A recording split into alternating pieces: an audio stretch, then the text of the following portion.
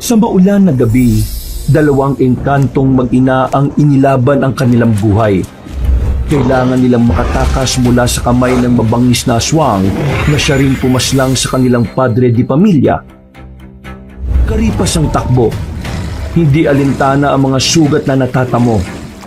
Ang kidlat at tulog, pati na rin ang kadiliman sa kagubatan ang tila bumabawi ng pag-asa sa kanila. Ngunit hindi sumuko ang mag-ina.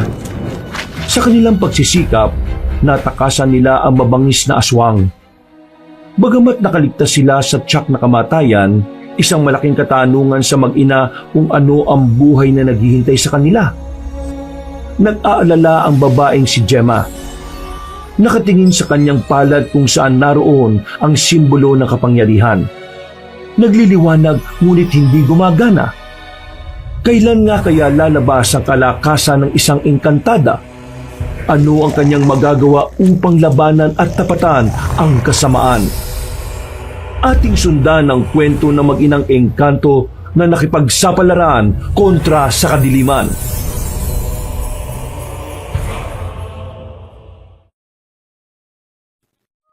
Malakas ang ulan at sinasabayan pa ito ng malalakas na kidlat.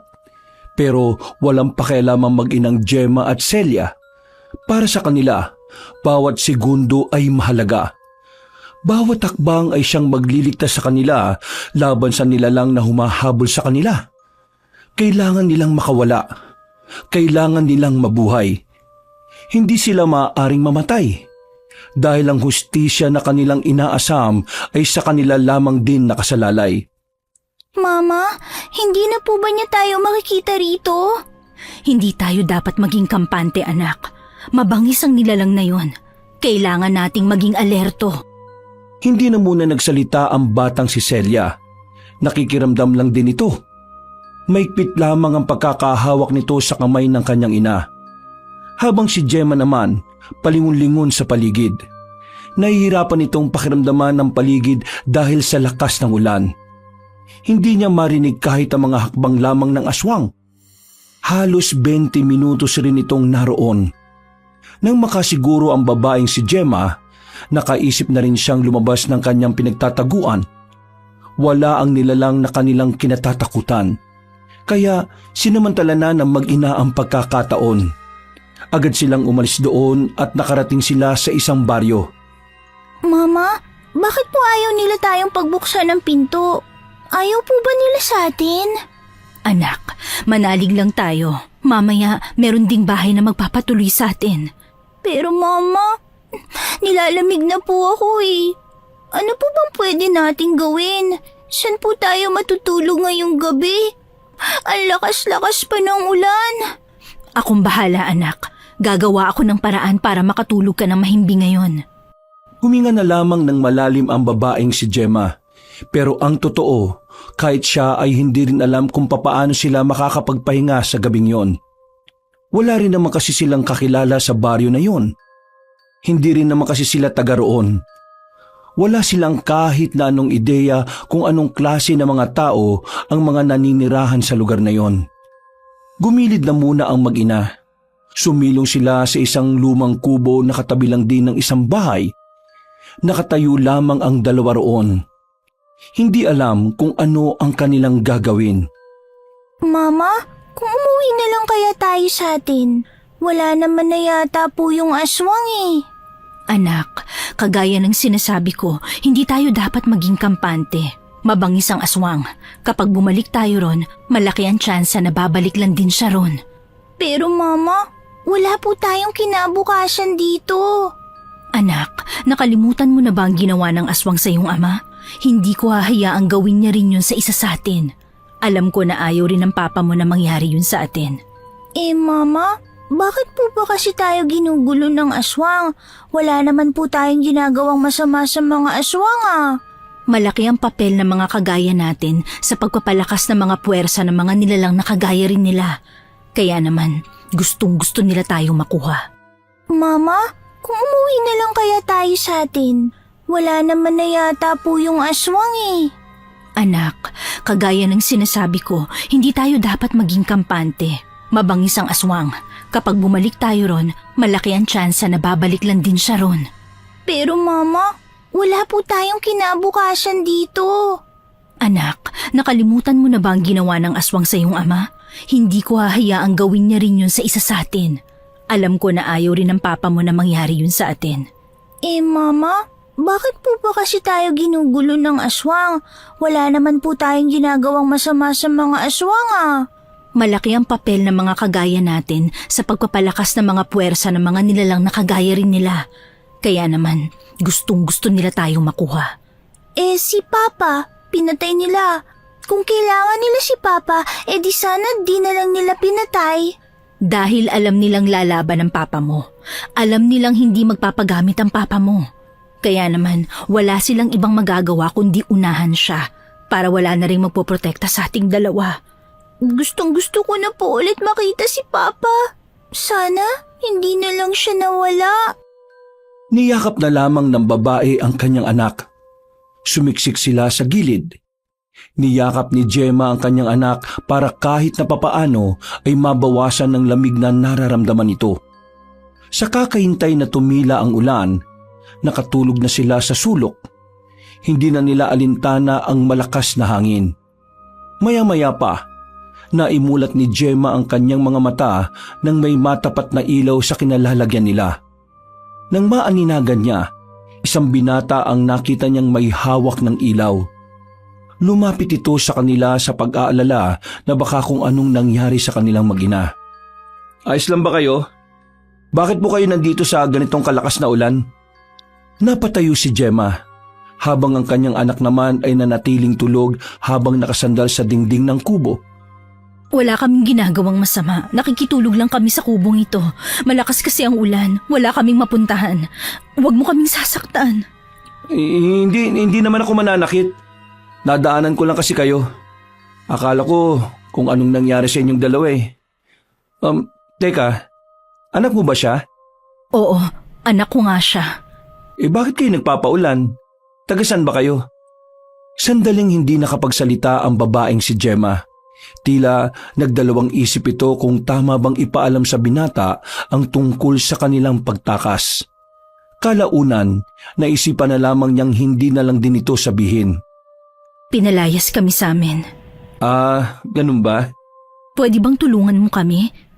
Pwede bang makitulog kami?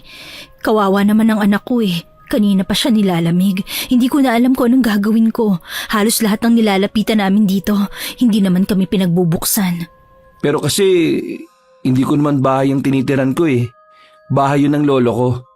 Hindi ako... Sige na, kahit na isang gabi lang, nagmamakaawa ko sa'yo. Baka kasi mamatay ang anak ko kapag hanggang mamaya siya makakaramdam ng matinding lamig. Pakiusap, gagawin ko ang lahat para masuklian ko ang kabaitan mo. Diyos ko, mayayari ako nito kay lolo eh.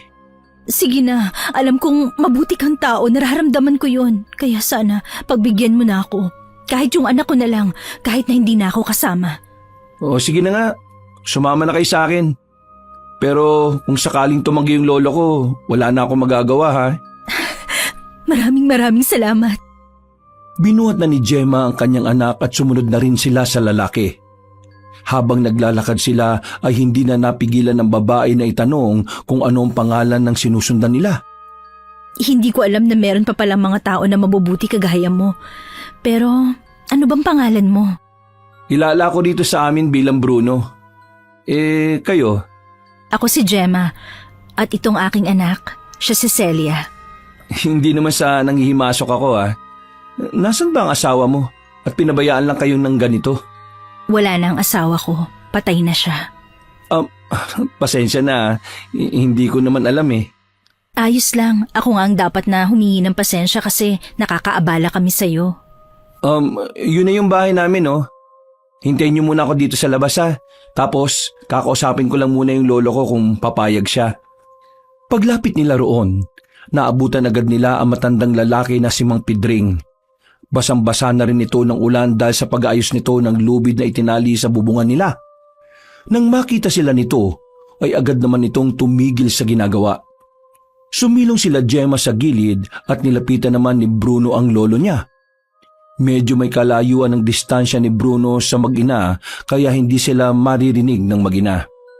Ang bihira ka. Nag-uwi ka ng babae rito. Hindi lang babae. May kasama pang bata. Umamin ka nga sa akin. May pamilya ka na ba pero nilihim mo lang sa akin? Para naman tong siraulo si Lolo. Ano sinabi mo? Lo, hindi ko asawa yung babaeng yan. Mas lalong hindi ko rin naman anak yung kasama niya. Kung gano'n sino naman yan? Hindi ko rin sila kilala eh. Si Raulo. Hindi mo kilala pero dinala mo rito. Nakakalimutan mo na ba kung ano ang trabaho ko, ha, Bruno? Hindi. Hindi ko nga sila dinala rito dahil sa trabaho mo, Lo. Ha? Nilalagnat na kasi yung bata dahil ilang oras na raw silang nasa ulanan. Baka pwedeng tulungan mo sila. Ano bang nangyari sa mga yan? Saan mo napulot yan? Nadaanan ko kanina sa lumang kubo ni Catering. Kinuha ko na sila. Nakakaawa eh. At saka kawawa yan. Lalo kung si Catering pa yung makakakita sa kanila. Ang sabi kasi nung babae, pinalayas daw sila. Tinanong ko naman kung nasaan ang asawa niya. Ang sabi niya patay na raw. Broda, alam mo naman na hindi rin naman tayo mayaman, hindi ba? Pero hindi rin naman tayo said na said. Pwede naman siguro natin silang tulungan. Kahit patulugin na lang natin sila rito ngayong gabi. Bruno, Lo, kakayanin niyo bang tingnan yung batang yan? Nasa ulanan natutulog? pambihira naman buhay na ito. Bakit parang kasalanan ko pa? Hindi ko naman sinasabing kasalanan nyo. Ang sinasabi ko lang naman, meron tayong magagawa para makatulong. Nakakakonsensya naman kung sa atin sila dinala ng Diyos, tapos wala man lang tayong ginawa, hindi ba? Huminga ng malalim ang matandang si Pedring. Sandali pa itong napatingin sa kinaroroonan ng babae at bata. Napailing ito sandali at bumakas sa mukha nito ang awa. Ay siya, sige na. Patutulugin natin sila dito. Pero ngayong gabi lang, ha? At ikaw ang mag-aasikaso sa kanila dahil alam mo namang abala rin ako. At kung sakaling may mawala sa mga gamit ko, ikaw lang ang sisisihin ko. Sige Lo, ako na pong bahala sa kanila. Sinenyasan na ni Bruno ang mag-ina para pumasok. Napangiti naman ang babaeng si Gemma. Para sa kanya, hulog talaga ng langit ang binatang si Bruno. Binigyan sila ng maglolo ng maayos na damit. Ipinagtimpla rin sila ng mainit na gatas. Ipinagluto na rin ng mainit na sabaw. Kahit na papaano, nawala na rin ang panlalamig ng katawan nila. Bumaba na rin ang lagnat ng batang si Celia nang painumin ito ni Mang Pedring ng halamang gamot. Maraming salamat po talaga sa pagpapatuloy ninyo. Kung hindi po dahil sa inyo, baka sa labas na kami inabutan. Iha, pwede mo bang i-detalya sa akin kung ano ba talaga nangyari sa inyo? Lo, sensitibo yung tinatanong mo eh. Wag na lang pala. Pero, Iha, ngayon pa lang ha, sinasabi ko na sa'yo na hindi ka pwedeng magtagal rito. Alam mo naman, di ba? Lalaki kami. Babae kayo ng anak ninyo. Hindi naman kami masasabang tao pero pangit kasing tingnan na hindi naman namin kayo kadugo pero kasama namin kayo sa iisang bahay. Hanggang ngayon lang kayo rito, ha? Pasensya na.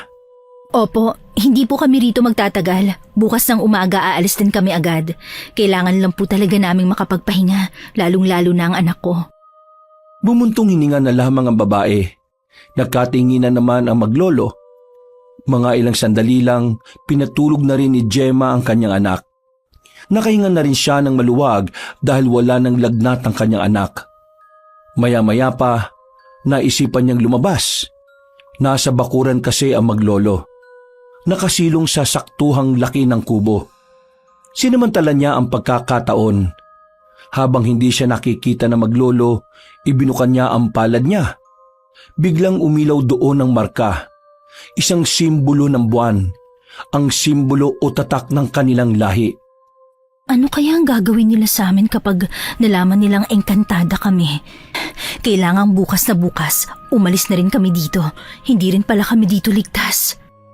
Mahina lamang ang pagkakasabi ng babae, pero damang-dama ang pag-aalala nito. Alam niya na albularyo si Mang Pedro. at ang pananaw niya sa mga albularyong kagaya na matanda, kalaban din ng mga nilalang na kagaya nila.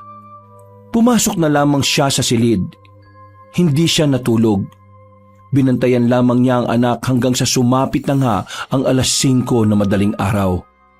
Kapag nagutom kayo ng anak mo, kuha na lang kayo ng pagkain sa lamesa ha. Aalis kasi si Lolo eh. Ako naman, magsisibak ako sa labas.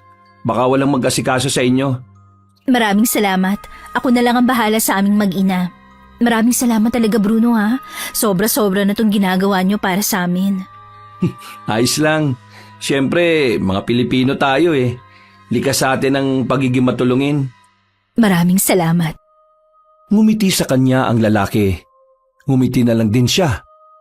Muli siyang napatingin sa kanyang palad. Nanghinayang siya bigla. Naisip niya na kung gumagana lang din talaga ang kanyang kapangyarihan, hindi naman nila kailangan takbuhan ng aswang na humahabol sa kanila. Dahil alam niya, mas malakas ang mga engkantada sa mga nilalang na yun. Paggising ni Celia, agad silang lumabas at pumwesto na sa lamesa. Tuwang-tuwa ang bata. Magana itong kumain. Mama, ang sarap-sarap naman nito. Anong klaseng pagkain kaya ito? Walang ganito sa atin eh. Ang sarap-sarap talaga. Celia, hinaan mong boses mo. Hindi nila pwedeng malaman kung ano tayo. Maliwanag ba? Bakit naman po hindi? Hindi naman po tayo masama eh. Makinig ka na lang sa akin, ha? Mama, ang sarap talaga nito. Kumain ka na rin. Sinabayan na lamang ni Gemma ang kanyang anak. Matapos yun, inilagay na rin ni Gemma ang mga plato sa lababo. Gusto niya sanang hugasan ng mga yon, pero hindi niya naman alam kung papaano. Wala naman kasing ganoon sa pinanggalingan nila. Hindi sila naguhugas. Hindi rin naman sila kumikilos. Dahil sa mundo nila, sila ang pinagsisilbihan. Makalipas ang ilang oras, nakabalik na rin si Bruno galing sa kabilang bahay. Daladala na nito ang mga sinibak na kahoy. Noong mga sandaling yon, ambon-ambon na lamang ang panahon. Bruno? Nasaan ang lolo mo? Gusto sana naming magpaalam ng anak ko bago kami umalis. Hintayin nyo na lang. Pabalik na rin yon. Bumili lang kasi ng panghanda. Panghanda? Oo, panghanda. Kaarawan kasi ni Lolo ngayon eh. Kaarawan? Kapanganakan niya? Oo. Ngayon lang kasi siya maghahanda. Kaya yun, bumili talaga siya ng mga lulutuin mamaya. Kuya, ano pong pangalan nyo? Ako? Bruno ang pangalan ko. Ikaw si Celia, di ba? Paano nyo po nalaman ang pangalan ko? Sinabi sa akin ng mama mo. At ang pangalan niya at ang pangalan mo. Kuya Bruno, magandang lalaki po kayo. Oh, Gemma, marunong din pala mambola itong anak mo, ha? Anong mambola? Mambola. Ibig sabihin, yung sasabihan mo ng magandang bagay o salita ang isang tao kahit na hindi naman totoo. Paniniwalain mo siyang gwapo siya kahit na hindi naman talaga. Magandang lalaki ka naman po talaga eh. Di po ba, Mama? Hindi agad nakapagsalita ang babae. Tila nakaramdam ito ng hiya sa sinabi ng bata. Pero kalaunan ay sumang-ayon na lamang si Gemma kay Celia. Natawa na lamang din sa kanila ang lalaking si Bruno. Maya-maya pa, pumasok na lang sila sa bahay. Mga dakong 10:00, dumating na ang matandang lalaki na si Pedring. Dala-dala nito ang pinamili. Nagtaka pa ito nang maabutan pa rin ng mag-ina sa loob ng bahay. Mang Pedring, hinintay ka lang talaga namin na makabalik. Magpapaalam lang po sana kami sa inyo. Saan na kayo niyan? Hindi ko rin po alam eh, pero bahala na siguro ang tadhana sa amin. Mama, hindi po ba talaga tayo pwedeng dito na lang sa bahay nila? Ayoko na pong maulanan ulit sa labas eh. At saka isa pa, baka habulin tayo ulit ng... Anak, hindi pwede. Kasi kagaya ng sinabi ni Mang Pedring, hindi magandang nagsasama ang mga lalaki at mga babae kung hindi naman sila magkakadugo. Pero wala naman sigurong masama. Lalo na nangangailangan kayong dalawa. Lo, anong sinasabi mo? Total, kaarawan ko naman ngayon. di ipagpaliban na muna natin ang pag-alis nilang dalawa. Mas maganda kung marami tayo sa birthday ko, di ba? Sinasabi niyo po bang dito na muna kami sa inyo? Oo, ganun na nga. Bakit po biglang nagbagong isip niyo? Naawa ko sa inyo. Isa pa, gusto ko rin na bukod sa aming dalawa ng apo ko may kasama akong magdiriwang ng kaarawan ko. Marami po ulit salamat, Mang Pedring. Makakakain ulit ako ng masarap na pagkain! Matapos ang usapan na iyon ay kaagad na rin silang naghanda. Nagluto agad ang maglolo, habang ang mag-ina naman ay nasa loob lang ng bahay. Walang maitulong si Gemma. Hindi siya marunong maghiwa. Hindi rin siya marunong maghimay ng gulay. Kahit na anong gawaing bahay na pangkaraniwan lang naman ay hindi niya pa rin kayang gawin. Nagtataka nga ang maglolo kung bakit. Unang pumasok sa isipan nila, nabibilang sa mayamang angka ng mag-ina. Pero wala silang kaalam-alam na si Gemma at Celia pala ay nabibilang sa isang angkan ng mga engkanto. Ayos na siguro yan. Masarap naman na. Elo, bakit ba tayo nagluto ng biko? Hindi naman araw ng patay ngayon Kaarawan mo to Pakailamero talaga to. Bakit ba? Ako naman ang may birthday. Ako ang masusunod, di ba? Mang Pedring, ilang taon na po kayo? Bakit mo naman tinatanong? Gusto mong malaman kung matanda na ako, ano? 60 years old na yung si lolo ko. Ano po? 60? Oo, sa Tagalog, 6 na po. Bata pa po pala ang lolo nyo. Ako po kasi nasa... Celia, marami ka nang sinasabi. Paumanhin po, Mama. Natutuwa lang po kasi ako. Nung pong sa atin kasi, wala po akong makausap na iba kundi kayo lang. Ganito po pala rito? Maraming tao? Saan ka ba nakatira? Sa ibang planeta? Ito talagang batang ito. Nakakatuwa ang anak mo, Gemma, no? Pasensya na po talaga. Hindi na po kasi talaga mapigilan ang bibig niya kapag nagsalita na siya. Wala namang problema. Mas maganda nga sa batang nagsasalita kaysa sa hindi naman umiimik. O paano? Luto na itong mga pagkain. Sabay-sabay na tayong kumain. Sabay-sabay nilang pinagsaluhan ng handa sa kaarawan ni Mang Pedring. Kahit na papaano ay naging kakaiba ang pagdiriwang nila. Ito lang kasi ang unang pagkakataon na meron silang nakasamang iba sa espesyal na araw na yon. Matapos ang masayang sandaling yon, hindi rin inakala ni Gemma na magiging parte na rin pala ng kanilang buhay ang maglolo. Dahil mula noon, hindi na sila pinaalis ni Mang Pedring. Naawa kasi ang matanda sa batang si Celia. At para hindi mag-isip ng kung ano-ano ang ibang tao sa kanilang baryo, pinalabas na lamang nila na apo na rin ni Mang Pedring ang mag-ina. Mabilis na lumipas sa mga araw. Unti-unti nang nasasanay si Gemma at Celia sa sistema ng mga tao. Pakiramdam na nga rin nila ay normal na tao na lamang sila. Isang araw, Gemma, mamaya nga pala isasama namin kayo ha. Sa kabilang baryo, kasi pista. Naisip ko lang naman na maganda rin kung makakalabas kayo ng bahay. Para naman hindi kayo nabuburyong dito. Maraming salamat po pero baka makaabala lang po kami sa magiging kasiyahan nyo dahil kailangan nyo pa kaming intindihin mag-ina. Ay nako, hindi naman.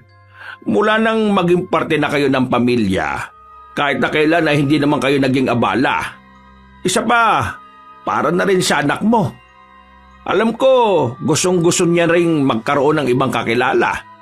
Mang Pedring, may gusto sana akong itanong pero wag nyo sanang mamasamain. Ay siya, sige. Itanong mo lang. Makikinig naman ako. Bakit po ba ang bait-bait nyo sa amin ng anak ko? Nakilala nyo na po ba kami noon? Ngayon ko nga lang kayo nakilala. Pero kahit ako, hindi ko rin alam kung bakit ganito ang trato ko sa inyo Siguro dahil namimiss ko yung anak kong babae. Ganitong-ganito rin kasi ang samahan namin noon. Hindi kami masyadong nag-uusap pero wala naman kaming problema sa isa't isa.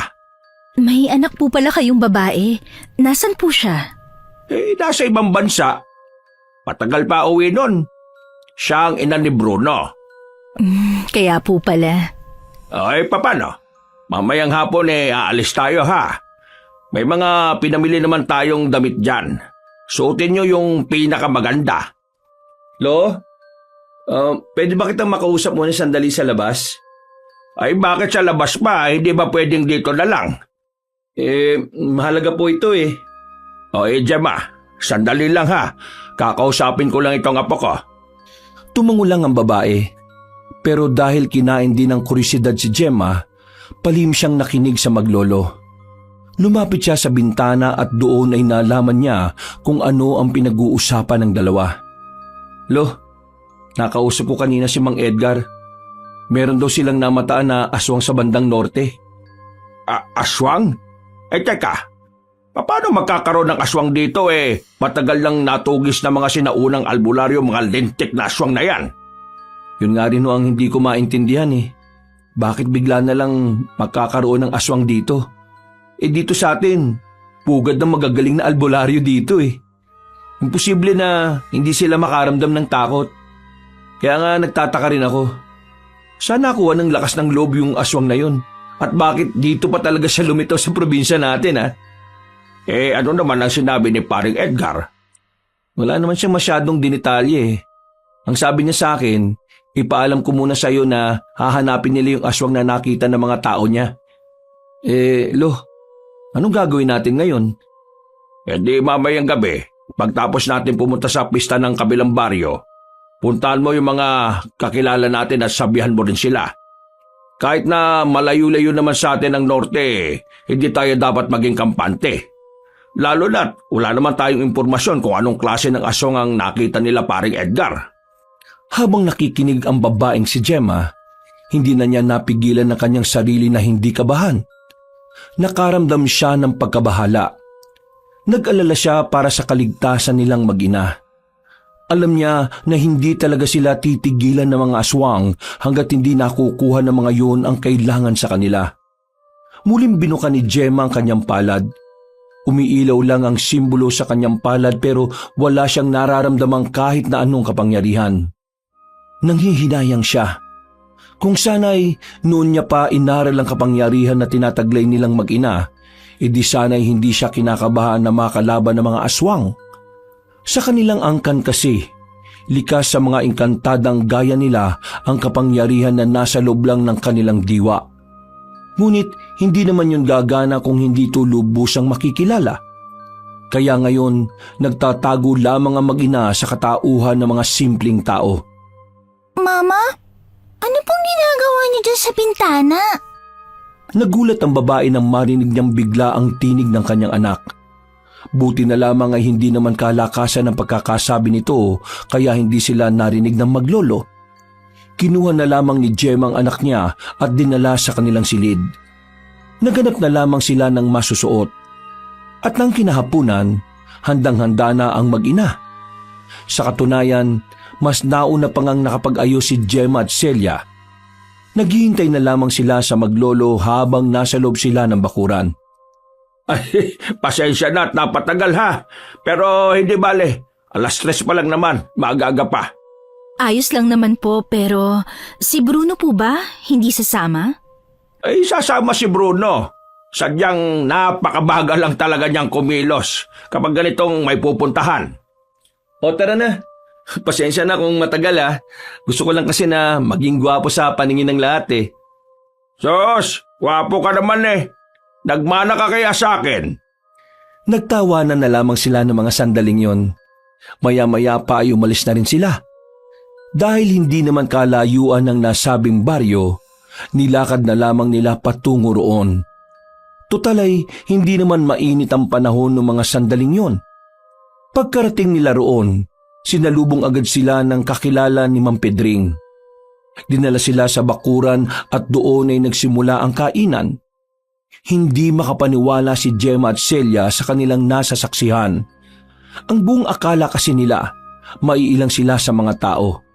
Pero hindi. Ramdam nila kung gaano kainit ang pagtanggap sa kanila ng mga yon. Mama, ang saya-saya naman po rito. Ang dami-daming tao at maingay. Maraming masaya. Kaya ikaw, wag ka masyadong lalayo sa akin ha? Kasi baka mawala ka rito. Nako, Celia, siguradong magiging masaya ka rito, iha. Sa gilid ng bakuran kung saan nakapwesto ang lamesa, pumesto ang mag-ina. Ang daming nakahain sa ibabaw ng lamesa, kaya tuwang-tuwa ang batang si Celia. Nung mga sandaling yon, pakiramdam ni Gemma ay mga normal na tao lang din sila. Hindi nila nararamdaman ang kanilang pagkakaiba sa mga tao.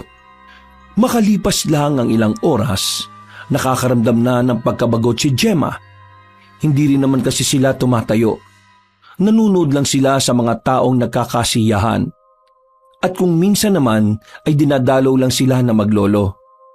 Habang pinagmamasdan ng mga nagsasayawan, napansin ni Gemma ang isang lalaki na nakatayo sa labas. Meron yung hinahanap. At malakas ang palagay niya na sila ang hanap ng lalaking yon. Celia, kailangan na nating umalis dito. Pero Mama, nakakatuwa po silang panoorin, no? Hindi po ba kayo natutuwa? Kailangan mo makinig sa akin. Hinawakan na niya ang kamay ng kanyang anak. Paglingon niya sa kabilang banda naman, nakita niyang meron pang isang lalaki na tila hinahanap din sila. Hindi maaring magkamali si Gemma sa mga sandaling yon. Ang dalawang lalaki na nasa labas ay mga lihitimong aswang. Hindi siya maaring magkamali sa kanyang kutob. Amoy na amoy niya ang kakaibang amoy ng isang tunay na aswang. Hindi na siya nagsayang pa ng oras. Agad na rin siyang umalis doon. Halos makaladkad na niya ang anak sa pagmamadaling makatakas. Nabuhay na naman ang kanyang takot sa kalooban. Nakala niya ay matagal nang naglaho dahil sa pansamantalang saya na nararamdaman niya. Nakalabas sila ng bakuran. Nasa kalsada na silang dalawa. Makilang ulit pang lumilingon-lingon sa likuran ng babae para siguraduhin walang sumusunod sa kanila. Mama, ano po ba nangyayari? Bakit po pa bigla na lang tayong umalis doon? Gusto ko pa po kasi doon eh. Anak, may mga aswang doon. 2. Tayo ang pakay nila. Kapag nakita nila tayo ron, mapapahamak tayo at baka madamay pa ang ibang tao. Pero Mama, mas delikado po kung tayong 2 lang. Dapat po sinabi natin kay Kuya Bruno at Mang Pedring ang tungkol dyan. Nakakahiya kasi masyado na tayo naging pabigat sa kanila. Kaya nakakahiya kung madadamay pa sila sa gulong nito. Saka isa pa anak, baka malaman nila kung ano ang tunay nating katauhan. Engkantada tayo, mga nilalang na nagmula sa dugo ng malalakas na engkanto. Mama, natatakot po ako kapag 2 lang po tayo eh. Magtiwala ka lang sa akin anak, hindi kita pababayaan. Nang marinig nila ang nakakatakot na angil ng aswang, ay agad silang gumilid. Sinubukan na muna nilang magtago sa halamanan. Hanggang sa hindi na nga nagtagal, nakita na nila ang 3 lalaki. Hindi inakala ni Gemma na nagkamali pala siya ng bilang. Pero ang mas kinabahala niya noon, naroon din ang lalaking aswang na humahabol sa kanila. Pamilyar sa kanya ang muka. Nararamdaman kong nandito lang sila. Hanapin nyo! Hindi na sila pwede makawala pa. Tsak, malalagot tayo kay Pinuno kapag umuwi tayong hindi na naman sila kasama. Naghiwalay ang 2 aswang. Naiwan sandali ang lalaking si Odong, ang aswang na naging dahilan kung bakit sila napadpad sa baryo nila Mang Pedring. Yun din ang aswang na pumaslang sa kanilang padre de pamilya. Palis na sana ang lalaking yon nang biglang maubo ang batang si Celia. Narinig sila ng lalaking aswang. Kaya naman, kagad na tumakbo ang mag-ina paalis. Pero sa kasamaang palad, naharangan sila ni Odong. Nandito lang pala talaga kayo ha. Masyado niyo akong pinahirapan sa paghahanap sa inyo ha. Subukan mong lumapit. Papaslangin kita. At ano magagawa ng isang mababang engkantada na kagaya mo? Wala! Kaya ngayon, kailangan mo na lang tanggapin na makukuha ko na rin kayo. Halina kayo! Sumama kayo sa akin! Sumama kayo na mapayapa para wala na rin masaktan. Hindi kami sasama sa kagaya mong kampo ng kasamaan. Ay! Hindi lang kami mga asong ang kampo ng kasamaan sa mundong ito, no? Marami pa. Kabilang na rin kayo mga engkanto. Kaya huwag kang magmalinis dyan. Tara na, sumama na kayo sa akin. Ipapangako ko na walang mangyayaring masama sa anak mo kapag sumama kayo na maayos. Hindi mo ako malilinlang. Alam ko na kapag sumama kami sa inyo, gagawin nyo lang kaming alay para buhayin ng Panginoon nyo. Mama, natatakot na po ako.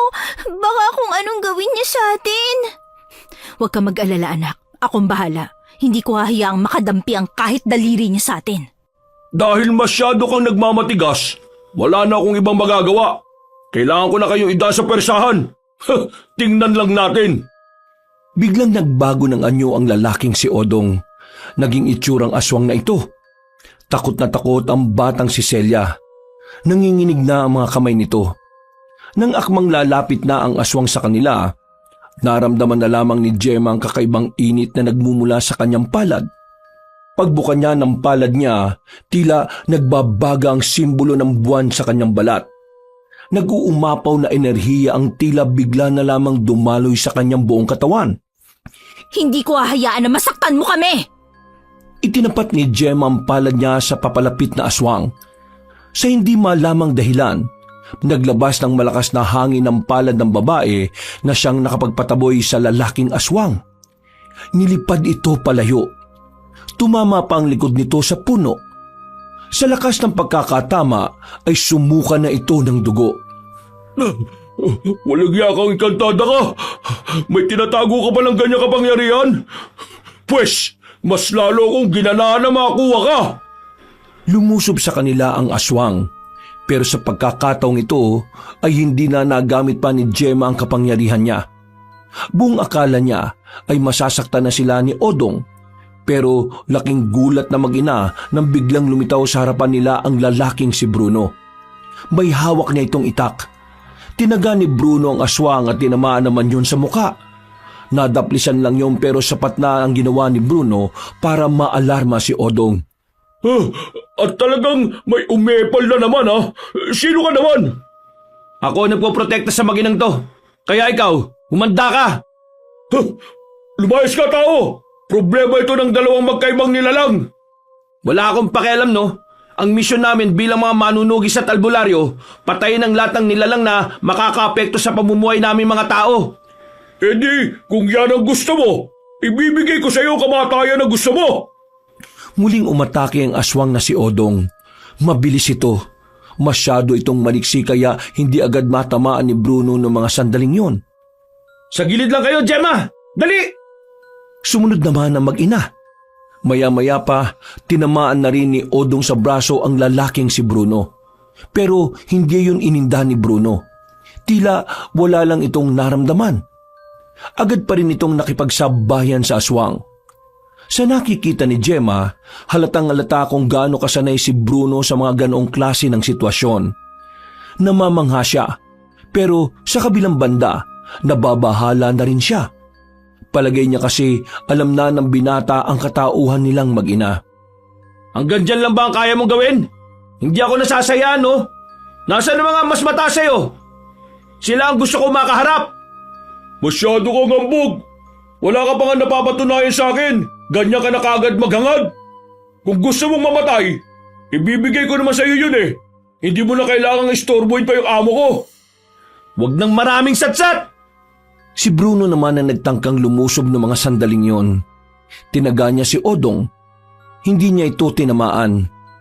Paglingon ni Bruno sa gilid ay naroon na pala ang aswang. Nakakalmot siya nito sa balikat. Pero hindi niya pa rin yon pinansin. Sa halip, mas lalong ginanahan si Bruno. Lalo na nang marinig niya ang tinig ng batang si Celia.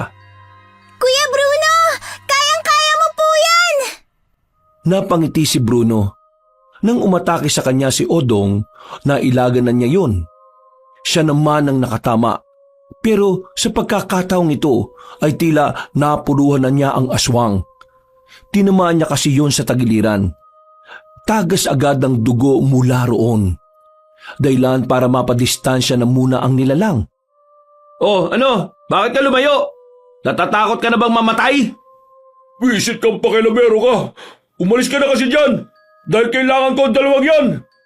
Kung gusto mo makuha sila, kailangan mo muna akong patayin. Ang kaso nga lang mukhang hindi mo na ako kakayanin Kaya ikaw na lang ang buburahin ko sa mundong ito. Hindi ba tayo tapos, pakilabero? Sa pagbabalik ko, ihanda mo sarili mo dahil yun ang huling sandali mo sa mundong ito. Hindi na pumalagpa ang lalaking si Odong. Tumalo na lamang ito sa puno. Hinayaan na lamang din ni Bruno ang aswang na makatakas. Mas mahalaga para sa kanya na asikasuhin ang mag-ina. Ano? Ayos lang ba kayong dalawa? Hindi ba kayo nasaktan? Hindi naman, ayos lang kami. Babalikan natin si Lolo. Uwi na muna tayo. Hindi na tayo ligtas dahil sa nangyari. Bruno, Bakit? nakita mo ba ang ginawa ko? Oo, nakita ko. Kung ganon, Sa bahay mo na lang ipaliwanag ang lahat. Nauna nang naglakad ang lalaking si Bruno. Binalikan niya ang matanda. Nung mga sandaling yun ay nakainom na rin si Mang Pedring. Inakay nila yon paalis. Mabuti na lamang ay may napadaan na kakilala nilang nakatricycle. Naisakay sila at naihatid sa kanilang bahay. Pag-uwi, bulagta agad ang matandang si Pedring. Nakatulog ito agad sa sobrang kalasingan. Celia anak, pumasok ka na muna sa loob. Mag-uusap lang kami ni Bruno. Tumangulang ang bata at agad na ring naglakad papasok. Habang naglilinis ng sugat si Bruno, sinimulan na nila ang usapan.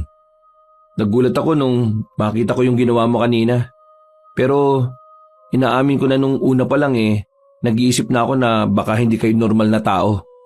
Pero hindi ko naman inisip na aswang kayo. Sadyang nagtataka lang ako kung bakit ang dami niyong hindi alam sa buhay kahit na mga simpleng bagay lang. Gemma, paliwanag mo nga sa akin, ano ba talaga kayo ni Celia? At bakit kayo gustong paslangin ng aswang na yon? Hindi nila kami gustong paslangin. Gusto nila kaming kunin para gawing kasangkapan sa pagpapalakas ng lahi nila. Kami ay mga engkantada, mga matataas na uri ng engkanto. Naninirahan lang kami nun sa Biringan, pero pinalayas kami ron dahil sa kasalanan ng angka namin. Nang mapalayas kami sa lupang sinilangan namin, sinubukan naming mamuhay ng normal dito sa lupa. Ang kaso nga lang, nadiskubre ng mga aswang na ang dugo namin ang kailangan nila para lumakas sila. Pinatay nila ang asawa ko dahil alam nilang ang asawa ko magiging hadlang sa kanila.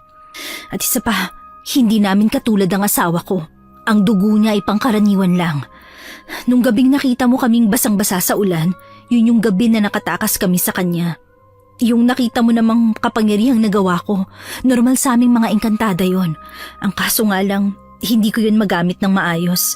Kasi nung nasa Biringan pa ako, mas pinili kong hindi aralin kung paano lilinangin ang kapangyarihan na tinataglay namin. Pati tong si Celia, hindi ko rin siya naturuan dahil wala naman din akong alam. Kung ganon, bakit hindi mo agad sinabi sa amin ni Lolo ang tunay niyong katauhan? Natakot kasi ako. Nababahala ako na dahil albularyo kayo, mga taong tumutugis ng mga masasamang elemento. Natakot ako na baka tugisin niyo rin kami. Pero alam niyo naman na hindi kayo masasamang elemento, di ba? Oo, pero yun kasing nararamdaman ko, kaya pinili ko na lang na itago at saka palagay ko kapag hindi ko sinabi, magiging normal lang ang lahat. Ituturing niyo kaming normal na gaya ng isang tao. Bruno, matatanggap niyo ba kami kahit ganito kami? Matatanggap pa ba kami ng lolo mo? Matatanggap naman namin kayo Kahit naman pumapas lang kami ng masasamang elemento, alam din naman namin na may mabubuting elemento rin. At kayo nga yun. Kaya huwag ka mag-alala, Gemma. Hindi ka namin itataboy. Ang kailangan lang nating gawin, malaman kung papaano gagana ang kapangyarihan mo. Gemma, yan ang magiging susi para maprotektahan mo ang anak mo. Gusto kong matutuhan kung paano to nagagamit para makatulong ako sa inyo. Gusto ko ring tumugis ng mga aswang. Sigurado ka ba sa sinasabi mo? Hindi biro ang ginagawa namin. Isa pa, may anak ka. Bruno, nasa panganib ang buhay ng anak ko. Kahit na wala akong gawin, wala itong pagkakaiba kung makikisa ako sa inyo.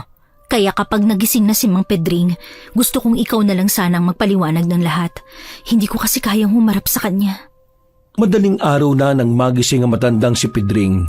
Agad din namang sinabi ni Bruno ang lahat ng mga sinabi ni Gemma. Hindi makapaniwalang matandang albularyo. Buong akala niya kasi ay normal na tao lamang ang mag-ina. Pero kahit na ganoon, tila hindi pa rin naman nagbago ang tingin nito kay Gemma at Celia. Gemma, hindi naman nagbago ang tingin ko sa iyo at sa anak mo. Pero ang gusto ko lang, tulungan mo kami sa pagtugi sa mga aswang na yon.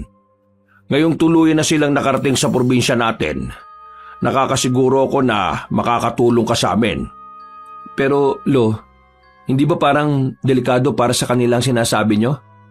Kesa naman mapahamak sila ng walang kalaban-laban. Mas maganda nang matuto silang lumaban sa mga aswang. Tandaan ninyo, malalakas ang kalaban. Kung yung unang aswang lang na nakalaban mo kanina malakas na, paano pa kaya yung tinatawag nilang amo? Kailangan natin ng kahit na anong lakas. Huwag po kayong mag-alala, Mang Pedring. Buong-buo na po ang loob ko. Handa na po akong gawin ang makakaya ko para makatulong sa pagpuksa sa mga aswang na yon. Para na rin po to sa kinabukasan ng anak ko. Kung gano'n wala na pala akong dapat na ipag-alala. Ang kailangan na lang natin gawin ngayon ay alamin kung paano natin mapapagana ang kapangyarihan mo. Sa ngayon, hindi ko rin talaga alam. Bigla-biglaan lang siyang lumahalabas eh. Hindi ko siya kayang kontrolin. Sige, pag-aaralan ko yan. Sa ngayon magpahinga na muna kayo mag-ina. Akong bahala sa inyong dalawa. Bruno, bantayan mo na muna sila rito ha. Saan na naman kayo pupunta kaaga-aga? Maghanap ako ng mga libro o impormasyon na makakatulong sa atin para linlangin ang kapangyarihan niya.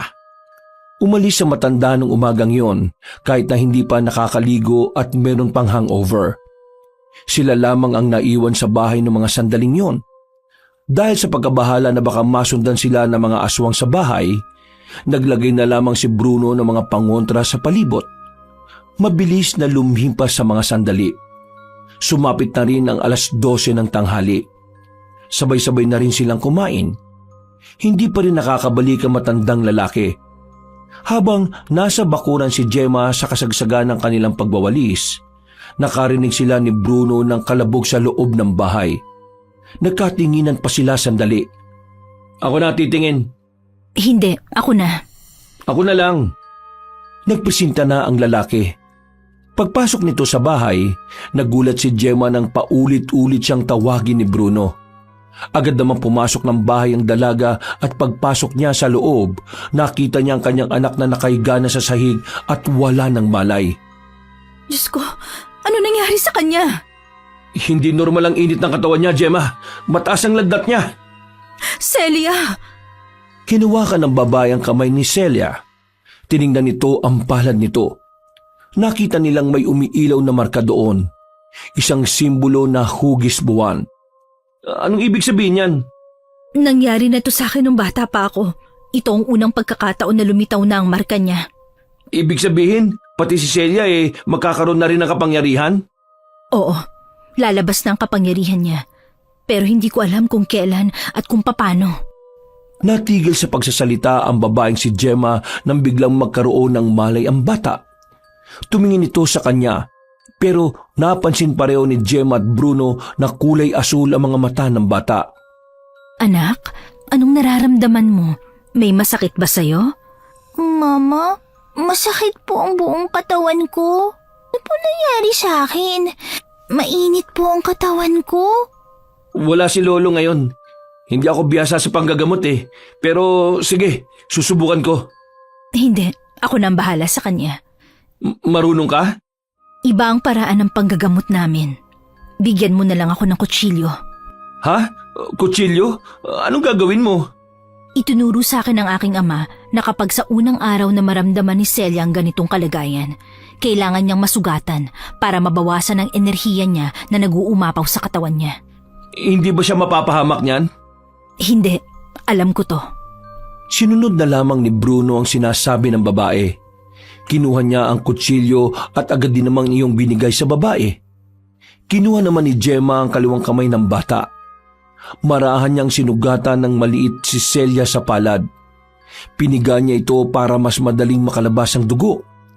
Habang ginagawa niya yon, kitang-kita ng dalawang mata ni Bruno na tila merong usok na lumalabas sa katawan ni Celia. Ganyan ba talaga kainit ang katawan niya? Umuusok? Nasa loob ang pinakamainit niyang katawan. Mabuti na lang at naagapan ko.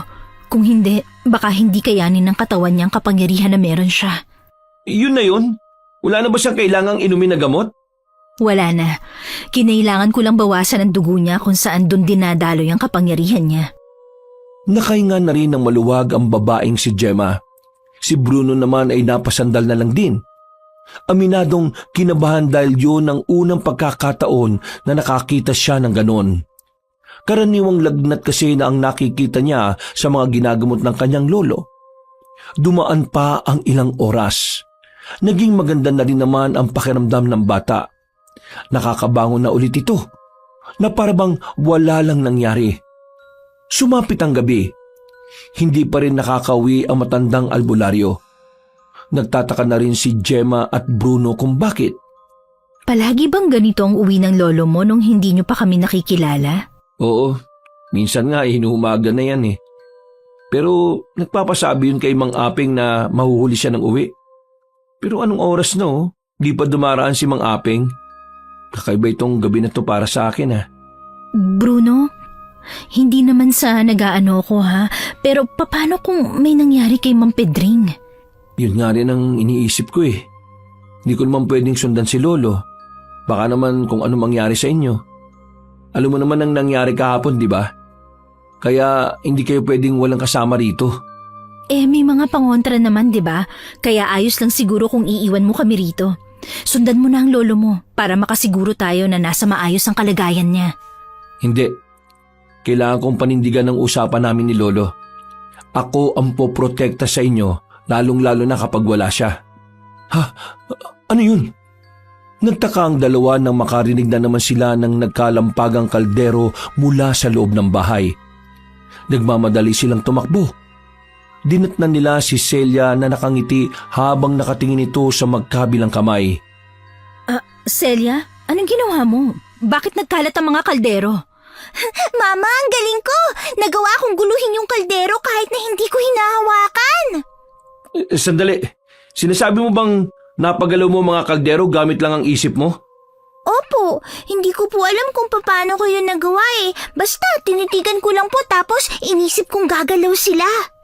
Gemma, mukhang lumabas na ang kapangyarihan ng anak mo ah. Magiging masaya na sana sila ng mga sandaling yon pero nakita nilang dumudugo na ang ilong ng batang si Celia. Biglang nataranta ang babaeng si Gemma. Hindi niya rin alam kung bakit yun nangyayari. Hindi naman niya kasi yun pinagdaanan. Gemma, mukhang hindi pa kaya ng katawan niya na gumagamit ng kung anumang kapangyarihang meron siya. Masyado pang bata si Celia eh. Celia anak, wag mo na ulit gagamitin yan ha. Mapapahama ka. Baka hindi mo kayanin. Naiintindihan mo ba ako? Opo, Mama. Sinubukan ko lang naman po eh. Naging kalmado naman ang babaeng si Gemma ng mga sandaling yon. Pinagpahinga na lamang muna ang kanyang anak. Habang nasa loob ng bahay, palingon-lingon sila sa labas. Hinihintay pa rin kasi nila si Mang Pedring. Pero mag-aalas 11 na ng gabi ay hindi pa rin yun nakakauwi. Bruno, hanapin mo na ang lolo mo. Sige na. Nag-aalala na ako para sa kaligtasan niya eh. Baka kasi mamaya siya ang pinagbunto na ng mga aswang. Kakayanin naman ni Lolo ng mag-isa ang mga yon. Matagal na niyang ginagawang pakikipaglaban sa mga masasamang elemento. Pero hindi natin masasabi. Paano kung marami ang mga yon at dinumog siya? Sige na, iwan mo na kami rito. Kakayanin kong protektahan ng anak ko. Bruno, kailangan mo ring magtiwala sa akin. Sige, pero babalik ako kagad sa oras na makita ko na si Lolo ha. Mag-iingat ka. Nagmamadaling umalis ng bahay ang lalaking si Bruno, habang si Gemma at Celia naman ang naiwan sa bahay. Pumasok na lamang sa loob si Gemma. Kinuha niya ang itak sa gilid. Hindi niya magawang asahan ang kapangyarihan na meron siya dahil hanggang sa mga sandaling yon ay hindi pa rin niya kayang gamitin ang kapangyarihan niya. Nakaupo na lamang ang babae sa gilid ni Celia. Nakikiramdam sa paligid. Sa hindi malamang dahilan, naramdaman na lamang niyang kinakabahan na siya. Kasunod nito ay ang mga kakaibang kaluskos na naririnig niya sa paligid. Sino yan? Walang tumutugon sa kanya sa labas. Napatingin siya sa palad ng kanyang anak. Umiilaw ang simbolo na naroon. Isang indikasyon lamang na sa mga sandaling yon ay merong panganib na nakaamba sa kanila. Napalunok ng laway ang babae. Maigpit ang hawak niya sa itak. Ilang sandali lang narinig na niyang may nagsasalita sa labas. Tinig ni Mang Pedring. Gemma, si Pedring ito. Buksan mo ang pinto! Nakauwi na ka! Makakahinga na sana ng maluwag ang babae pero bigla niyang naisip na may kakayahan din ng mga aswang na manggaya ng boses. Kaya naman hindi na muna niya binuksan ang pinto. Nagkaroon siya ng pagdududa. Para makasigurado, may mga bagay siyang itinanong sa matanda. Hindi niyo ba nakita si Bruno? Hinahanap niya po kayo sa labas. Tinanap ako ni Bruno. Hindi ko siya nakita eh. Baka nagkasalisihan kami. Bakit ngayon ka lang? Nagdududa ka ba sa akin, Gemma? Ako nga ito, si Pedring. Bakit kasi hindi mo muna buksan ang pintuan nang malaman mong ako nga ito? Kung talagang ikaw si Mang Pedring, kailan ang kaarawan mo? Pambihira. Bakit hindi mo ko magawang pagkatiwalaan eh? Ako nga ang... Sagutin mo na ang tanong ko. Kailan ang kaarawan mo? Kapag tumama ba sagot ko eh, papapasukin mo ako. At hindi ka na ba maghihinala? Oo, papapasukin na kita. Kaya sagutin mo ang tanong ko. Ang kaarawan ko eh... ika-18 ng Agosto. Hindi ikaw si Mang Pedring. Hindi yan ang kaarawan niya. Hindi mo ako maluloko, aswang! Isit ka talagang babae ka. Bakit ang hirap mong lokohin? Hindi mo ako maluloko, aswang. Marahil wala akong kapangyarihan ngayon, pero gumagana ng matino ang isip ko. Pumasok ka rito kung gusto mo, nang masunog ka dahil sa dami ng pangontrang nakalagay dito. Hindi na nakapagpigil ang lalaking aswang. Gigil na gigil nitong pinagsisisipa ang pintuan hanggang sa tuluyan na itong mawasak. Bumungad kay Gemma ang aswang. Hindi lamang yon nag-iisa. May mga kasama ito sa labas. Walang pakialam ang mga aswang na yon kung may makakakita sa kanilang ibang tao. Bakit ba ang hirap-hirap ninyong kunin mag-ina? Samantalang hindi naman ako pinahirapan ng asawa mo. Hindi mo magagawa ang gusto mo. Hindi ka magtatagumpay. Kaya kung ako sa'yo, umalis ka na lang ulit at baka mapahamak ka pa. At ngayon, parang may malasakit ka pa sa kapakanan ko? Maraming salamat naman kung ganun. Pero hindi ako madadala sa mga ganyan mo, no? Dahil nandito kami para tapusin ang misyon namin. At ang misyon na yon ay madala kayo sa harapan ng aming amo, ang aming pinuno. Sinubukan ng lalaking si Odong na pumasok sa bahay. Pero kakahakbang pa lang ng isa nitong paa, naramdaman na kagad nito na tila sumakit ang kanyang ulo. Malakas ang pangontra na naroon, kaya naman hindi magawang makalapit ng aswang kay Gemma. Sige, pumasok ka para mapaaga ang buhay mo. Wala kang kapangyarihan kaya kapag ako nakalapit sa'yo, malilintikan ka sa akin ng malala. Masyado ka ng pasakit sa ulo ko eh. Ikaw ang malilintikan sa akin. Kinuha ni Gemma ang mga kaldero. Pinagbababato niya yun kay Odong. Tinamaan ng aswang sa muka. Umalis na kayo rito kung ayaw mong madagdagan ang mga tinamumong sugat. Mga inutil! Anong tinitingin-tingin nyo? Pasukin nyo na yung bahay! Bilitin nyo makalapit at itapon nyo rito sa labas! Nakatinginan ng mga kasamang aswang ni Odong. Pinagbababatukan niya yon ng tila walang gustong mauna. Pero kalaunan, napilitan na lamang ang mga aswang na umabante. Si Gemma naman, nasa harapan lang ng pinto ng silid na kinaroroonan ng kanyang anak. Nang makita niyang tinatangka ng mga aswang na pumasok, dito na siya kinabahan. Meron pang isang tumakbo palapit sa kanya, pero natumba agad ng isang dipa na lamang ang pagitan. Anong tingin mo sa akin? Hindi rin nag-iisip? Makukuha ka namin dyan! Kung ayaw niyong lumabas, palalabasin namin kayo ng persahan! Isa-isang pumasok ang mga aswang, pero bago pa man yon makalapit sa kanya ay humandusay na yon sa tapat. Kahit na anong gawin mo, hindi ka makakalapit dito. Mukhang wala ka yatang alam kung paano gumagana ang mga pangotrang ginagamit ng mga albularyo ah. Pues, ipapaliwanag ko sa iyo para kabahan ka naman. Masyado ka kasing kampante eh. Ang mga pangontrang nakapalibot dito, sa oras na gumana na, hindi nagagana sa susunod. Ibig sabihin, isang gamitan lang. Kapag nagamit na, wala nang kwenta. Ilan bang pangontra meron sa bahay na ito? Marami pa mga bata ko sa labas. Uubusin ko silang lahat kung kinakailangan para maubos na rin ang mga pangontrang inaasahan mo. Sa puntong ito ay nakaramdam na ng pagkabahala si Gemma. Naisipan na niyang umalis na lang ng bahay, pero Napagtanto rin niya na mas delikado ang kanilang buhay kung aalis sila. Namamawis na ang kanyang kamay dahil sa kaba. Tensyonado na ang babae.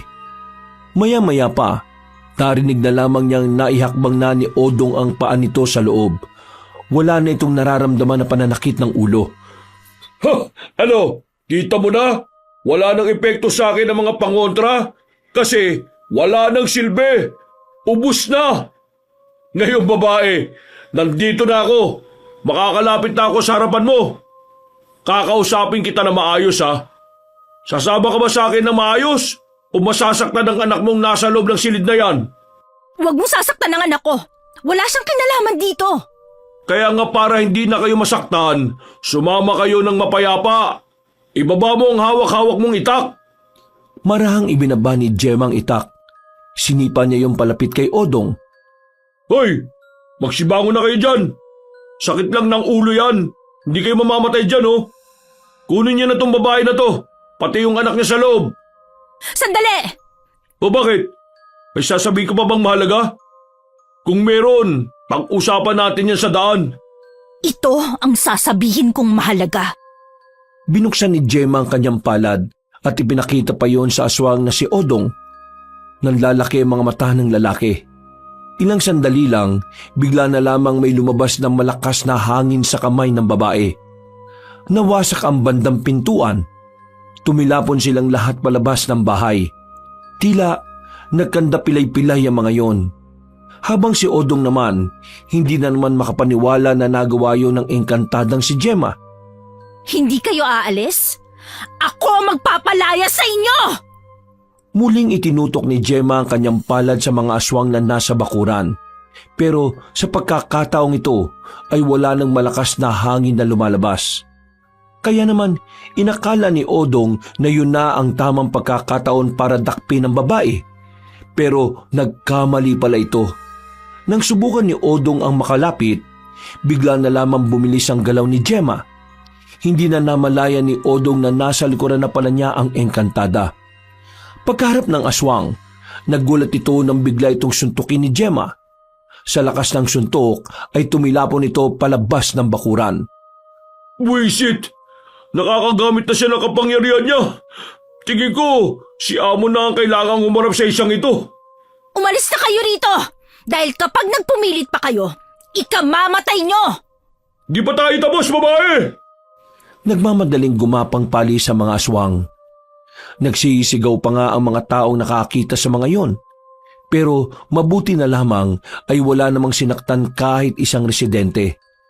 Nung oras na yon, tila ngayon lang din naramdaman ni Gemma ang kaba at panghihina. Hindi niya inakalang magagawa niyang patrasin ang mga aswang. Hindi niya alam kung ano ang dapat niyang maramdaman. Pero isa lang ang nasisiguro niya. Kaya na niyang paganahin ang kanyang kapangyarihan. Kailangan na lamang niya itong linangin. Makalipas lang ang isang oras, dumating na rin si Mang Pedring at si Bruno. Nawindang ang dalawa nang makitang mas lumaki ang pintuan nila dahil sa pagkawasak nito. Pinatras mo ang mga aswang? Nakagamit ka na ng kapangyarihan ng isang engkantada? Yun ang bungad na matandang lalaki nang ikwento ni Gemma ang mga nangyari. Sa halip na manghinayang dahil sa pinsalang tinamo ng bahay nila, gumuhit pa ang kakaibang ngiti sa mukha ni Mang Pedring. Hindi ko rin inaasahan pero tingin ko nang dahil sa pagiging desperada, saka ko siya nagamit. Sa tingin ko, kaya mo siya nagamit dahil mas malinaw na ngayon ang dahilan mo para lumaban. Pero Lo, anong gagawin natin dito sa nasirang harapan? Pasensya na talaga, hindi ko sinasadya. Hindi ko kasi inakala na ganun kalakas yung hangin na magagawa ko eh. Ang nasa isip ko lang talaga, protektahan si Celia. Wala kang dapat ihingi ng pasensya. Tama lang naman ang ginawa mo eh. Ang bahay, nagagawa pa. Pero ang buhay kapag nawala, hindi na natin may babalik. Bukas ng umaga, aalis na muna tayo rito ha. Saan naman tayo pupunta, Lo? Makikitira muna tayo ron sa kaibigan ko, kay Amparo. Kay Aling Amparo? Sigurado ka ba? Wala naman tayong magagawa. Bukod sa ilang araw pa natin itong aayusin babalikan lang din tayo ng aswang dito dahil alam na nilang nandito ang mag-ina.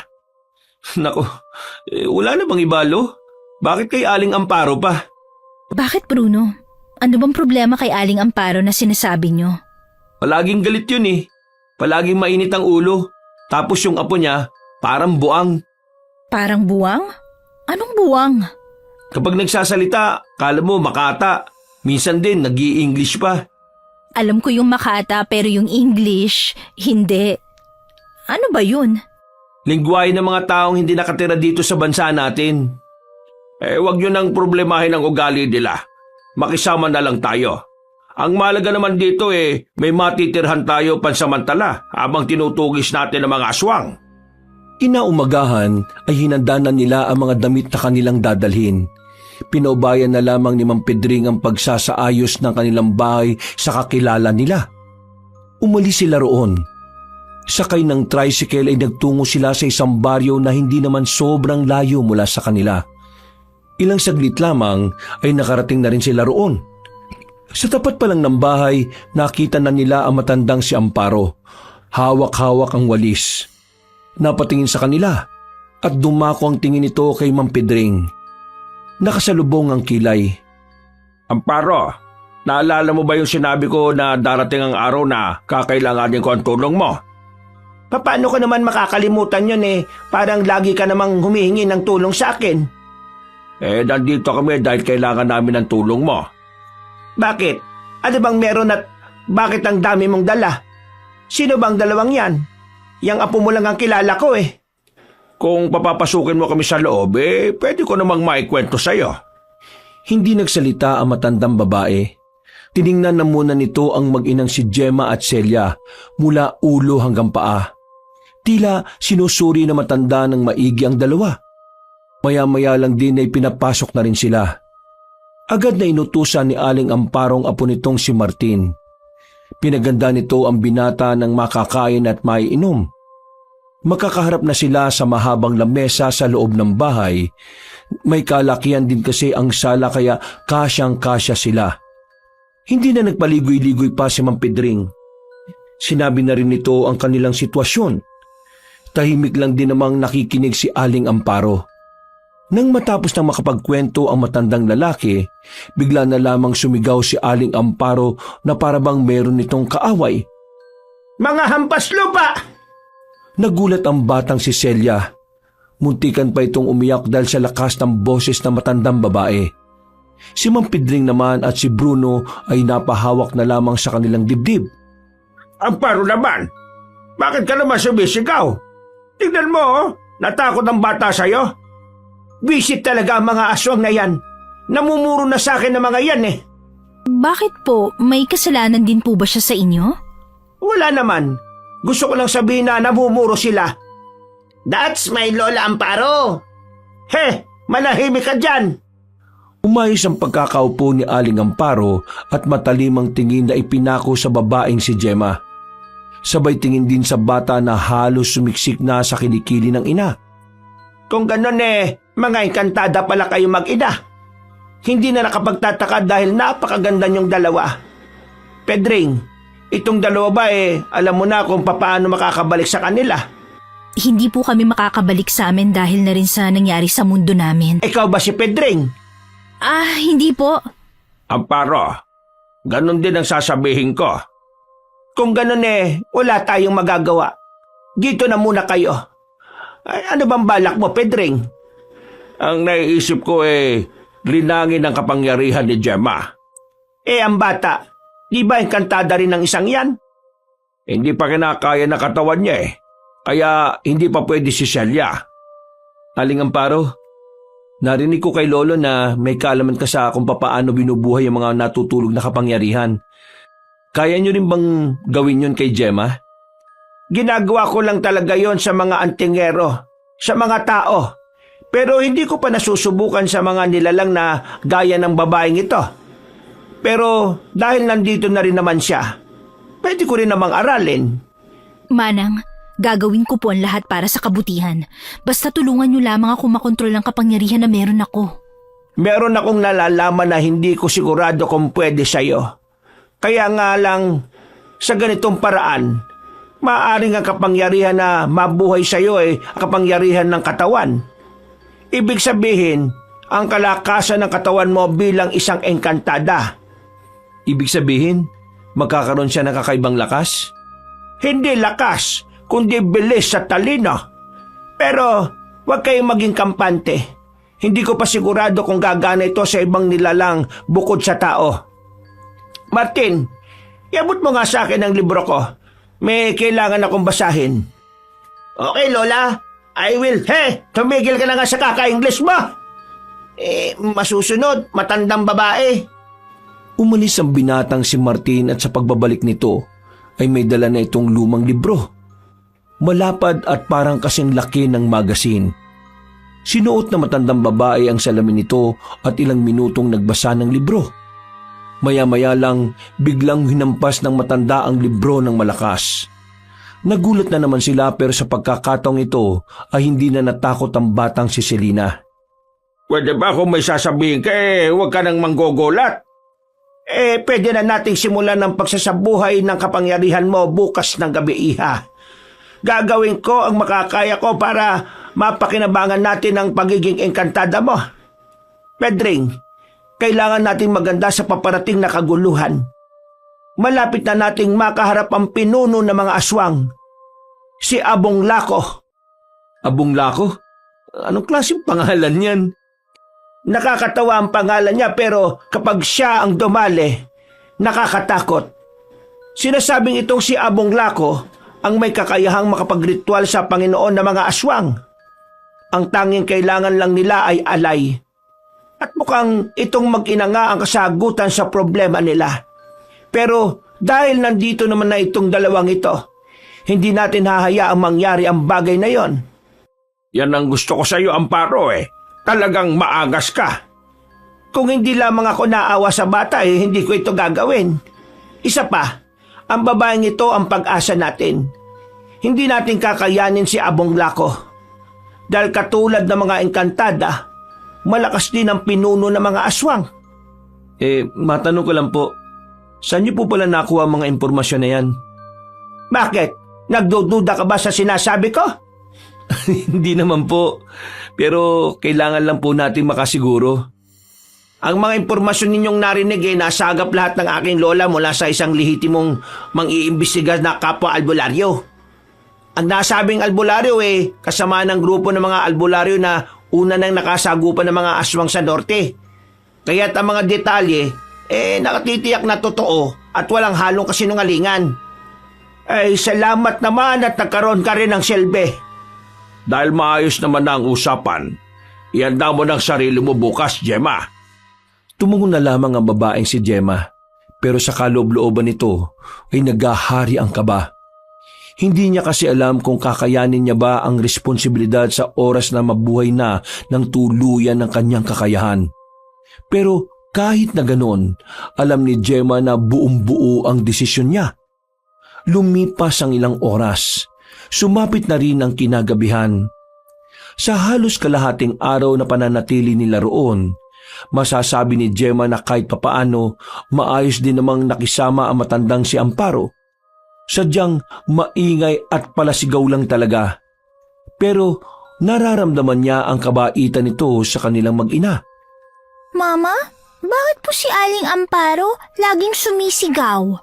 Kasi anak, ganun talaga ang ugali niya. Nakasigaw palagi. Pero hindi naman ibig sabihin na masungit siya o masama siyang tao. Intindihin mo na lang, ganun daw talaga ang tao kapag tumatanda na. Ganun po pala yun. Oo anak, kaya ikaw, matulog ka na sa kwarto na sinasabi ni Kuya Bruno mo. Dito ako sa labas ha, magpapahangin lang ako. Pero mama, natatakot po ako Baka bumalik na naman po ang aswang. Hindi mo kailangan matakot anak, lalo na ngayon. Nadagdagan tayo ng bagong kakampi. Inaplos na lamang ng babae ang ulo ng kanyang anak. Ngumiti na lamang din ang bata at saka naglakad na rin patungo sa silid. Umupo na muna ang babaeng si Gemma sa gilid ng bahay. Dumating si Bruno at tumabito sa kanya. Umusog naman ng bahagya si Gemma. Bruno, maraming salamat ha. Salamat saan? Sa lahat ng kabaitan nyo. Kung hindi nyo kami tinulungan nung gabing malakas ang ulan, baka ngayon wala na kami. Nakapagpasalamat ka na noon pa. Di mo na kailangan pang ulitin. Sadyang masaya lang ako kasi hindi ko inakala na magagawa nyo kaming tanggapin kahit na hindi naman kami tao ng anak ko. Siguro kung sa iba namin sinabi ang tungkol sa katauhan namin, baka sinaktan nila kami, pinagsamantalahan o kaya ginawang alipin. Isipin mo na lang na mayroong plano ang Diyos para ipagtagpo ang landas natin. Diyos? Bakit? Wala ba kayong Diyos sa biringan? Wala. Ang meron kami, mga hari. Sila ang naglalaban para sa kapangyarihan. Walang Diyos na kinikilala. Dito sa mundo ng mga tao, meron kaming Diyos na kinikilala. Ang Diyos ang lumikha ng lahat. Lahat ng nakikita mo sa mundo, siya ang may gawa. Siya rin ang gumagabay sa mga tao. Siya rin ang kasama natin sa pakikipaglaban natin sa kasamaan. Nakakatuwa pala talaga maging tao dito. Meron kayong kinatatakutan. Sa amin wala eh. Kaya kahit na sino, maaaring manakit. Kahit na sino, maaaring pumaslang. Huwag ka mag-alala. Habang nandito kayo sa mundo naming mga tao, ipaparanas namin sa inyo kung papaano ang normal na buhay. Maliban na lang ngayon na may problema pa tayo sa aswang ha. Natawa na lamang sila pareho. Magsasalita pa sana si Gemma nang bigla namang dumating ang binatang si Martin. Napakamot na lamang sa ulo si Bruno. Magandang gabi, Binibini. Maaari ko bang malaman ang maganda mong pangalan na siyang umaakma sa iyong kagandahang muka? Gemma na lang ang itawag mo sa akin. Iyon ang naging pangalan ko mula nung manirahan kami rito sa mundo nyo. Gemma. Kay gandang pangalan. Ang pangalan ko nga pala ay Martin. Nagmula ang aking pangalan sa isang... May sasabihin ka bang mahalaga? Kasi matutulog na si Gemma eh. Huwag mo nang abalahin. Maaari ko bang malaman kung ano ang iyong ugnayan sa binibining ito? Oo, kalma lang. Para naman tong sumbong kita sa lola ko. Bigwasan kita dyan eh. Kala mo nakakalimutan ko na yung ginawa mo sa akin nung nakaraan ha. Hindi tayo close ha. Pero pinagmukha mo kung hindi nakakaintindi ng English sa harapan ng mga babae. Isang buwan na ang nakalipas Di pa rin ba nakaka-move on? Move onin mo mukha mo. Sige na Gemma, pumasok ka na sa loob. Kapag ginulo ka pa ng mokong na ito, isumbong mo kay Aling Amparo ha. Pasensya ka na Martina, pero kailangan ko na kasing magpahinga. Di mo kailangan humingi ng paumanhin, Binibini. Oo, tama na. Dami mo pang satsat eh. Natatawa na lamang na pumasok ng bahay ang babaeng si Gemma. Natulog na lamang siya katabi ng anak. Kinabukasan ay maaga silang nagising. Hindi dahil sa tilaok ng mga manok. Hindi rin dahil ginising sila dahil kailangan na nilang mag-almusal. Nagising sila sa iyakan ng mga tao sa labas. Mga sigawan, mga nagwawalang damdamin. Nang makabangon ang babaeng si Gemma, agad siyang sumilip sa labas. Sa katapat nilang bakuran, kumpulan ng mga tao. At ang ibang mga nagiiyakan ay nasa bakuran nila Aling Amparo. Nagmamakaawa ang isang ali kay Aling Amparo na parabang meron itong hinihinging pabor. Hindi ako Diyos para ibalik ang buhay ng asawa mong namatay. Oo nga't isa akong mahusay na albularyo sa baryong ito. Pero isa lang din akong tao. Kaya huwag kang lumuhod sa akin para gawan ko ng paraan ng problema mo. Kitang-kita mo ng kasagutan eh. Hindi na mabubuhay ang asawa mo kahit na umiyak ka pa ng dugo. Lola, magdaan-daan ka naman sa sinasabi mo. Namatayan yung tao eh. Wow tumino ka rin magsalita Magdahan-dahan? Anong gusto mong sabihin ko sa umiiyak na ito? Na may pag-asa pang mabuhay ang asawa niya kahit lasog-lasog na ang katawan? Na pwede pang bumangon ang asawa niya kahit na hindi na ito gumagalaw at tumihinga? Ang problema sa mga tao rito, inaasa niyong lahat ng bagay sa kagaya kung kagaya niyo rin namang tao. Amparo, ano bang magagawa natin para maibsan naman lang ang damdamin ng babaeng yan? Kawawa naman, no? Wala. Hindi natin mapapagaan ang kalooban niya dahil ang makakapagpagaan lamang ng kalooban niya ay mabuhay ulit ang asawa niya. Ang dapat natin gawin ngayon, hanapin ang aswang na pumaslang sa lalaking yon. Akala ni Gemma nung umagang yon ay normal na pagkamatay lang ang nangyari sa asawa ng babae. Pero agad na dumaloy ang kaba sa kanyang sistema nang marinig na sangkot dito ang aswang. Bruno, ano ba nangyari? Totoo bang aswang ang pumatay sa lalaking yon na nakatakip ng dahon ng saging? Oo, pinaslang ng aswang yung asawa niya. Yung lalaking yon, baguhang manunugis lang din. Dinali sila ng aswang sa gubat ng norte. Sa kanilang magkakasama, siya ang minalas eh. Nagpatuloy pa rin sa pag-iyak ang asawa ng biktima. Pero kahit na anong gawing iyak noon ay wala nang maibabalik na buhay. Naiirita lang ang matandang si Amparo. Maya-maya pa, pinalabas na rin ang kanilang bakuran ng babaeng yun. Nag-usap ang dalawang matanda. Pagdating naman ng tanghali, may mga dumating na iba pang albularyo. Dito na nalaman ni Gemma na si Aling Amparo pala ay isa rin pala sa mga pinuno ng mga albularyo sa baryong yon. Nang sumapit naman ang hapon, natahimik na rin ang buong paligid. Tila namayani ang mga anghel sa mga sandaling yon. Tulala lamang ang dalawang matanda sa labas habang malalim ang iniisip. Sa kabila ng mga nangyari nung umaga, hindi mapipigil ang paglilinang na gagawin nila ni Aling Amparo. Nang kumagat na rin ng dilim, magkakasama silang nagtungo sa kagubatan. Kahit na may nakaambang panganib sa kanila, ay hindi yun naging hadlang para simulan ng pagsasabuhay ng kapangyarihan ni Gemma. Lola, it is weird that... Hoy, magtagalog ka! Wala ka na nga makain, English ka pa ng English! Hindi ba parang hindi tama na dito natin isasagawa ang paglilinang? Samantalang, batid naman natin na ang mga kampo ng kadiliman maaaring sumalaki sa mga sandaling ito.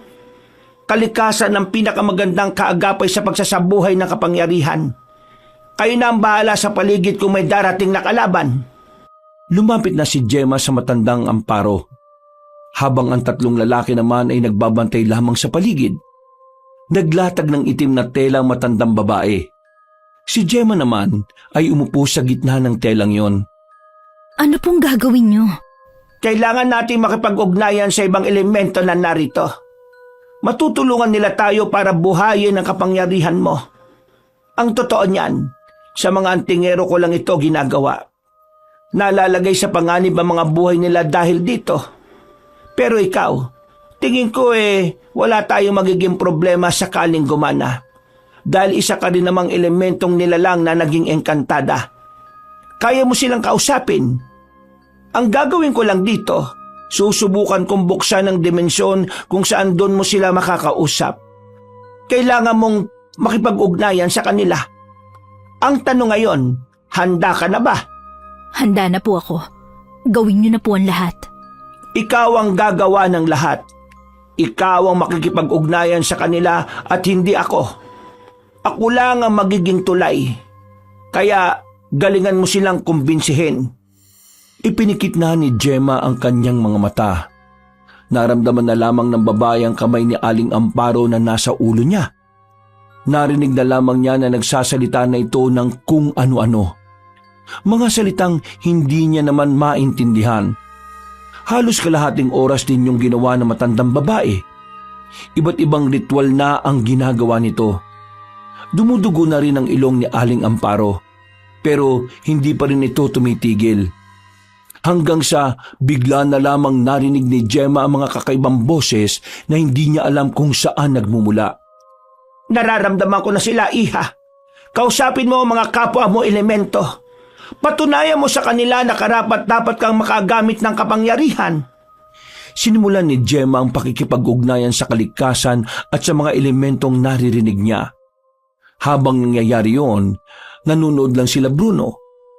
Nag-aalala pa rin ang binata nang makitang may tumutulo na ring dugo mula sa ilong ng babae. Pero hindi sila maaaring makialam. Walang dapat umistorbo sa ginagawa ni Aling Amparo at Gemma. Maya-maya pa, napahiga ang babaeng si Gemma sa lupa. Nagtatakang nilapitan yon nila Bruno. Habang si Aling Amparo naman, tila naniga sa kinatatayuan. Nanlalaki ang mga mata nito at hindi makapaniwala. Amparo, ano problema? Bakit nawalan siya ng malay? Natapos na ba ang pakikipag-usap niya sa mga elemento at sa kalikasan? Hindi natapos. wala pa sa kalahati. Merong kasing humadlang. Sinong umadlang? Nandito na siya, si Abong Lako. Napalingon sila sa likod. Nang tutukan nila yun ng ilaw, nakita nila ang isang matandang nakasandal sa katawan ng malaking puno. Ang suot nito ay parang kagaya ng suot ng mga praile noong unang panahon ng Kastila. Seryoso lamang itong nakatingin sa kanila. Iandad niyo ang sarili ninyo. Kakaiba ang lakas niya. May kapangyarihan din siya. Hindi natin siya kakayanin. Hindi tayo pwedeng umatras. Wala ka bang brain? Hindi natin siya kaya, no? Mamamatay lang din tayo. Mas maganda ng mamatay ng lumalaban kaysa mamatay habang tumatakbo palayo para tumakas. Kayo ba ang nararamdaman kong nagre-ritual? Sa tanong pa lang na yun ng matandang aswang, nagtitindigan na ang kanilang mga balahibo. Sobrang lakas na presensya ang nararamdaman nila. Kahit na si Mang Pedring na matagal nang humaharap sa mga aswang, ngayon lang naranasan na may makakaharap na katulad ni Abong Lako, na kahit wala pang ginagawa, ay nagiging dahilan ng kanilang pagkanerbiyos. Tinatanong ko kayo ba ang nararamdaman kong magre-ritual? Kami nga. Ano ngayon? Kilala niyo ba kung sino ako? Kasi ako, kilala ko kayo. Lalo na ang walang malay na babae na yan. Pero, nasa na ang kanyang anak? Hindi kumpleto ang pakay ko kung wala naman ang isa. Kung ano man ang binabalak mo na masama, hindi namin hahayaan na magtagumpay ka. Wala naman akong binabalak na masama. Magiging masama lamang naman ang gagawin ko kung hindi kayo makikisama sa gusto kong mangyari. Ano kailangan mo? Halata naman siguro. At alam niyo naman siguro kung ano ang mga gusto kong gawin kaya gusto kong kunin ang engkantadang yan at ang anak niya. Kailangan pa ba natin magdiskusyon? O ibibigay niyo na lang sa akin ang babaeng yan para wala nang mapahamak pa? Lola, ibigay na lang natin siya. Kaysa naman mamatay tayo. Kalalaki mong tao, wala kang bayag. Dawag! Hindi natin ibibigay ang babaeng yan. Dahil kapag nangyari ang gusto nila, katapusan na ng sangkatauhan sa probinsyang ito. Mukhang walang patutunguhan ng negosasyon na ito Hindi naman yata kayo makikisa sa magandang usapan na gusto ko matapos. Kung ganoon, wala tayong magagawa. Idadaan natin to sa karahasan. Pumorma na ng paghahanda sila Bruno, habang si Gemma naman ay walang kamalay-malay sa mangyayari. Noong mga sandaling yon, alam ng dalawang matanda na kung sila ang lalaban kay Abong Lako ay hindi sila uubra doon. Marahil makakatagal sila, pero malit lamang ang tsansa na mananalo sila. Lalo pat ramdam nilang may kakayahan ding makagamit ng itim na kapangyarihan ang kanilang kalaban. Pero wala naman silang ibang magagawa. Kailangan nilang lumaban. Kahit na alam nilang alanganin, hindi nila ibibigay ng basta-basta ang babaeng si Gemma. Matagal-tagal na rin mula nang huli akong may pinaslang. Hindi naman siguro magiging masama kung pagsasabay-sabayin ko na kayo. At hindi rin naman siguro masama kung sabay-sabay kaming papaslang saya. Naunang tumakbo ang matandang si Pedring. Hinugot na nito ang itak sa tagiliran. Sinubukan nitong tagain ng aswang na si Abong Lako. Pero sa kasamaang palad, nahawakan lamang ng aswang ang itak niya. Parang hindi man lang ito nasasaktan sa talim ng itak. Agad na sinakal ni Abong Lako si Mang Pedring. Mabilis din namang rumisponde sa albularyo ang lalaking si Bruno. Dali-daling lumusob si Bruno pero sa kasamaang palad, nakailag lang ito sa kanya at agad na dumistansya. Lo, ayos ka lang ba? Ayos lang ako. Kailangan natin mag-ingat sa kanya. Mukhang hindi niya pa tayo sineseryoso pero malinaw na hindi tayo uubra. Bibigyan ko kayo ng isang pagkakataon para makapagdesisyon. Kung ibibigay niyo sa akin ang babaeng yan, pinapangako kong walang mangyayaring masama ni isa sa inyo. Bakit ka ba nakikipagnegosasyon? Malakas ka, di ba? Kunin mo mag-isa. Pedring, mukhang kailangan na natin magdesisyon. Magdesisyon na ano? Isuko na natin ang babaeng ito. Mamamatay tayong lahat kung ilalaban pa natin siya. Nadinig niyo ba yung sinasabi ninyo? Oy, Hindi ko gustong tabas ng dila mo, boy. Kung mamamatay tayong lahat, mas lalong mawawala ng pag-asa ang mga tao. Kaya, At kapag nabuhay na nila ang Panginoon nila, tingin nyo may pag-asa tayong manalo? Paano nyo tinatawag na pinuno ang sarili ninyo kung hindi nyo kayang isugal ang buhay nyo para sa natitira nating pag-asa? Uy, malang ka nga. Di mo kilala ang pinagsasalitaan mo, manahimik ka. Wala kang ambag dito kundi bunganga. Mukhang hindi yata papayag ang isa sa inyo Paano ba ito? Lo, wag mong sabihin na pati ikaw, papayag na ibigay si Gemma sa kanya. Apo, wala tayong laban sa kanya. Kahit na ano mangyari ngayon makukuha niya si Gemma. Kaya yun na nga ang punto ko. Kahit anong mangyari, makukuha niya si Gemma. Kaya bakit hindi na lang tayo lumaban? May maliit na tsansa na manalo tayo. At ang tsansa na yon ang natitira nating pag-asa. Hindi mo naintindihan ang sinasabi namin ng lola mo. Bagito ka pa talaga pagdating sa mga ganitong sitwasyon.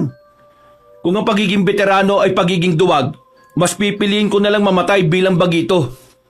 Bahala kayo. Hindi ko susuko si Gemma. Patay kong patay. Wala akong pakialam. Kung ganon, lumapit ka, iho. Para matapos na ang negosasyon natin. Kailangan mo munang mawala. Hindi nagdalawang isip ang binatang si Bruno. Hawak pa rin ang itak na tanging sandata nito.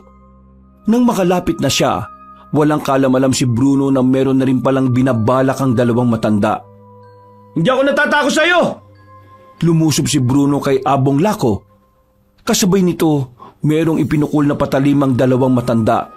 Ang patalim na iyon ay kasing laki lang ng malaking pako at gawa ito sa pilak. Dahil sa bilis ng pangyayari, hindi yun inaasahan ng aswang. Tumama ang dalawang patalim na iyon sa leeg nito. Agad na dumistansya ang aswang na si Abong Lako.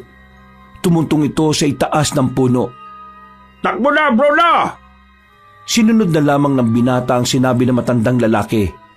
Si Martin naman ay agad na rin binuhat ang babaeng si Gemma. Sinamantala nila ang pagkakataon na pansamantalang naging paralisado ang kalahating katawan ni Abong Lako. Nagmamadali silang makaalis ng kagubatan at dahil hindi sila pwedeng bumalik ng baryo sa takot na baka madamay ang mga tao, naghanap na lamang sila ng ibang lugar na kanilang mapagtataguan. Isang abandonadong sementeryo ang kanilang narating.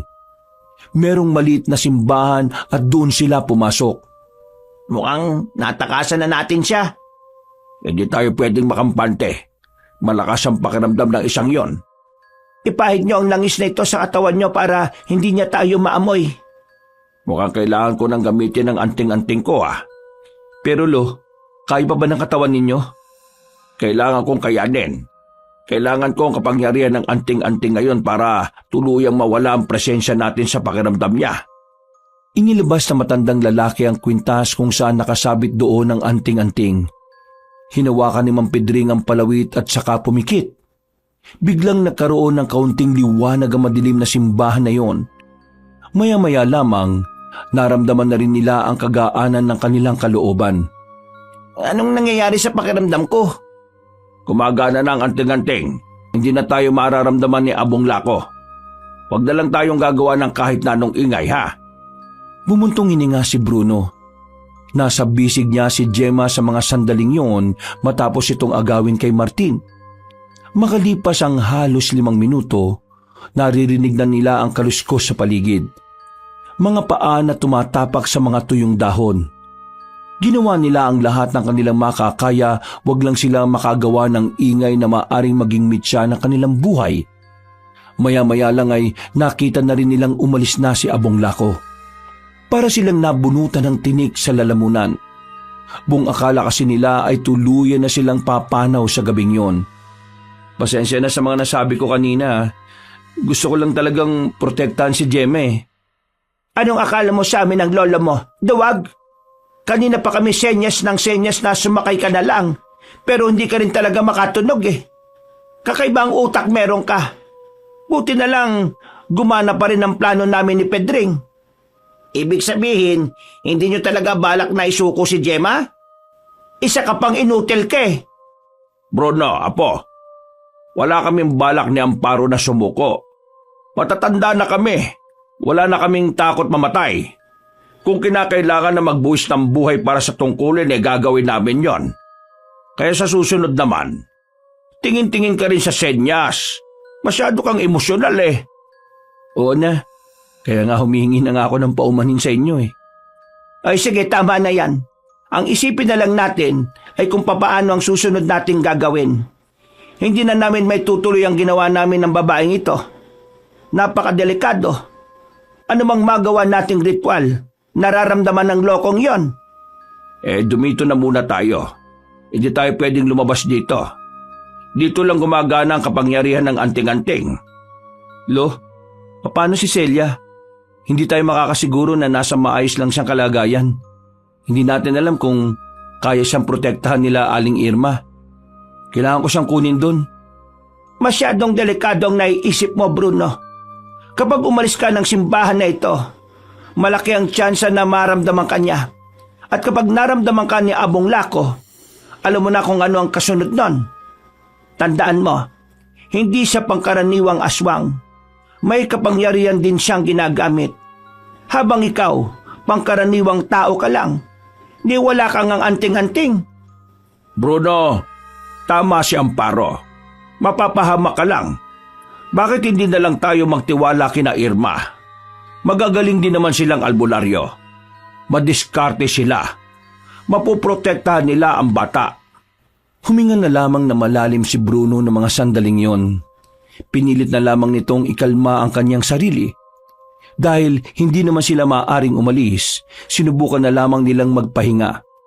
Dahil sa pagod at sakit ng katawan, agad-agad din naman silang nakatulog. 7:00 na ng umaga nang magising sila. Nagtataka sila nang makitang wala na si Gemma. Lo, gising! Gumising kayo! Si Gemma nawawala! Naalarma sila noong umagang yon. Wala sa loob ng lumang simbahan ng babae, kaya agad silang lumabas. Kampante silang hindi na sila mararamdaman ni Abong Lako dahil iniisip nilang wala na yun sa kagubatan. Hinahanap nila ang babaeng si Gemma. Naglalakad-lakad sila hanggang sa makarating na nga sila sa isang ilog. Sa malaking bato, natanaw nilang nakaupo roon si Gemma. Agad naman nila itong nilapitan. Gemma, ano ka ba naman? Nag-alala kami sa'yo. Akala naman namin kung ano na nangyari sa'yo. Hindi sumagot sa kanila ang babae. Nakapikit lamang ito. Sumenya sa kanila si Mang Pedring. Marahan silang lumayo roon. Huwag na natin siyang guluhin. Ano bang ginagawa niya? Amparo, mukhang nagawa ninyo. Sinusubukan niyang damhin ang kapangyarihan niya. Nakaramdam sila ng malakas na hangin. Napansin din nila na parang tumigil ang agos ng tubig sa ilog. Sa puntong ito, ramdam na nila ang malaking pagbabago ng dalaga. Maya-maya, humarap na sa kanila si Gemma. Kulay asul na ang mga mata nito. Sa kilos pa lang ng babae, masasabi na agad nilang kayang-kaya nitong harapin ang aswang na si Abong Lako. Gemma, ikaw pa ba yan? Oo, ako pa rin to. Sa wakas, magagamit ko na ang kapangyarihan kong taglay. Mabuti naman at nagtagumpay ka, Iha. Ngayon, nasa kamay mo na ang kapalaran ng maraming buhay. At pati na rin ang buhay niyong mag-ina. Gagawin ko po ang lahat para sa kapayapaan. Pero bago yun, gusto ko po muna sanang makita ang anak ko. Umuwi na muna tayo. Ngayong kasama natin si Gemma na may kakaibang tinataglay na lakas nakakasiguro akong hindi maglalakas ng loob si Abong Lako na makalapit sa atin. Nakabalik sila ng baryo. Sandaling kinausap ni Gemma ang anak niyang si Celia. Pinaliwanag niya ang sitwasyon. Kahit na papaano ay naintindihan naman siya nito. Mabilis na lumipas sa mga oras. Sumapit na rin ang kinagabihan. Nakabuo na sila ng plano. Nagtungo sila sa kuta ng mga albularyo na malapit lang din sa kagubatan. Patid kasi ni Mang Pedring na maaaring sumalakay ang mga aswang doon bilang parte ng ginagawang hakbang ng kanilang mga kalaban. Palalabasin nilang hindi pa rin nagkakamalay si Gemma. Nang sa ganoon, hindi na sila mahirapang hanapin pa si Abong Lako. Tahimik na sa kampo ng mga albularyo ng mga sandaling yon. Pero lahat ng naroon ay nakahanda na para sa pagdating ng mga aswang. Si Gemma nasa loob lang ng isang silid. Nakahiga siya sa papag. Hindi siya maaaring gumalaw hanggat wala pa sa paligid niya ang matandang si Abong Lako. Lalabas na kami, Gemma. Ikaw nang bahala rito, ha? Aabangan namin ang mga aswang. Mag-iingat kayo. Humiga na ulit ang babae. Lumabas na rin sila Mang Pedring at nagtungo sa iba pa nilang kasamahan. Habang nakapikit, nakikiramdam lamang si Gemma. Kahit nasa malayo, dahil sa kapangyarihan niya bilang engkantada ay nararamdaman niya ang presensya ng mga nilalang. Lalong-lalo na ang nangingibabaw na presensya ni Abong Lako. Hindi nagtagal, tumunog na rin ang malaking bell sa kampo. Isang hudyat na ang labanan ay magsisimula na rin. Kagaya ng napag-usapan, hindi gumagalaw si Gemma. Hanggang sa maramdaman na nga niyang pumasok na sa silid na yon si Abong Lako. Tingnan mo nga naman. Habang nagkakagulo ang mga inutil sa labas, malaya ko makukuha ang kailangan ko. Pero wala pa rin yung anak. Hayaan ko na yon. Ang malaga, ito, mas malakas ang... Sinaksak agad ni Gemma ang matandang lalaki sa dibdib. Hindi pa nakontento si Gemma. Sinakal niya yon at saka binalibag palabas ng bahay.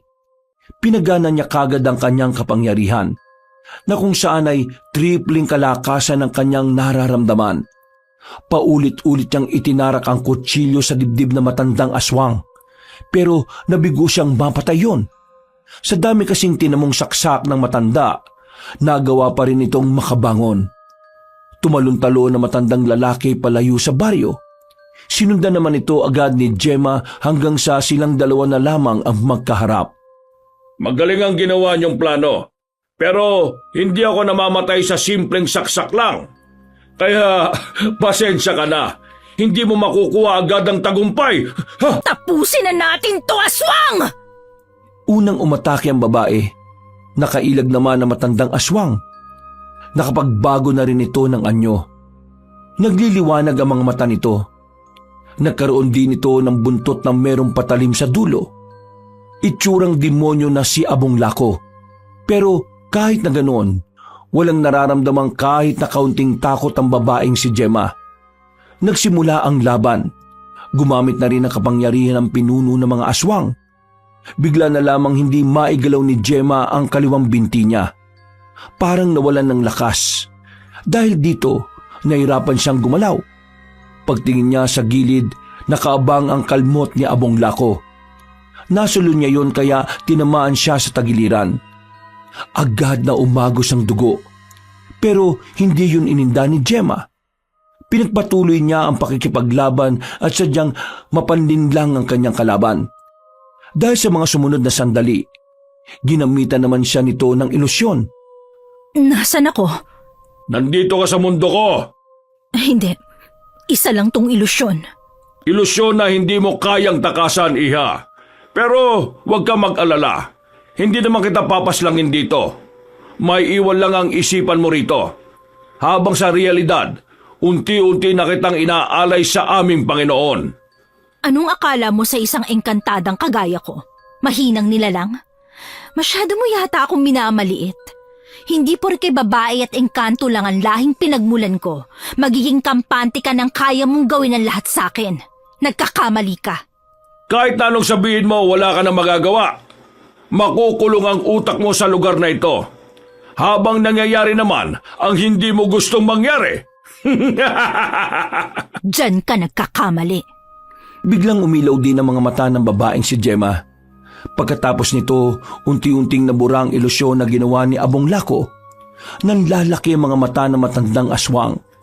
Hindi ito makapaniwala na ang pinakamataas na level ng ilusyon ay nagawang wasakin ng babae ng walang kahirap-hirap. Ha? Anong? Ikaw ang nilinlang ko. Naniwala ka sa paniniwalang hindi ko kayang makawala sa kagagawan mo. Pero mali ka! Mali ka! Talagang sinusubukan mo kung engkantada ka, ha? Lumusob ang matandang aswang sa engkantada. Pero sa mga sandaling ito ay kitang-kita na ang agwat ng dalawa. Ngayon na siguro na ni Gemma na ang mga kapangyarihan na ginamit ni Abong Lako ay kaya niyang tapatan.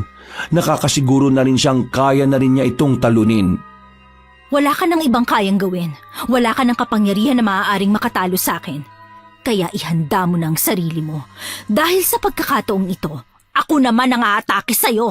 Pagbabayarin ko kayo sa... Hindi na naituloy ni Gemma ang kanyang sasabihin nang biglang may tumusok na maliit na patalim sa kanyang leeg. Kasing laki lang din ito ng pako. Dahil dito ay naging paralisado ang kalahati niyang katawan. Pagtingin niya sa gilid, nakita niya roon ang lalaking si Odong. Pinuno, sakto ba ang dating ko? Sinong nagsabi na pwede kang makialam dito? Pinuno naman, tinulungan ka na nga eh. Ikaw naman, Gemma, kumusta ka? Anong pakiramdam na yung ginamit ko kay Pinuno ginamit ko rin sa'yo? Masakit ba? Naglakad palapit si Odong kay Gemma. Kampante ang lalaking ito na mapapaslang na niya ang babae. Pero nang isang di pa na lang ang pagitan nila, nagulat na lamang si Odong nang itarak ni Gemma ang itak sa dibdib niya. Ito ay para sa asawa kong pinaslang mo at para na rin sa lahat ng biniktima mo! Sa isang iglap lang, napatay ni Gemma ang lalaking si Odong.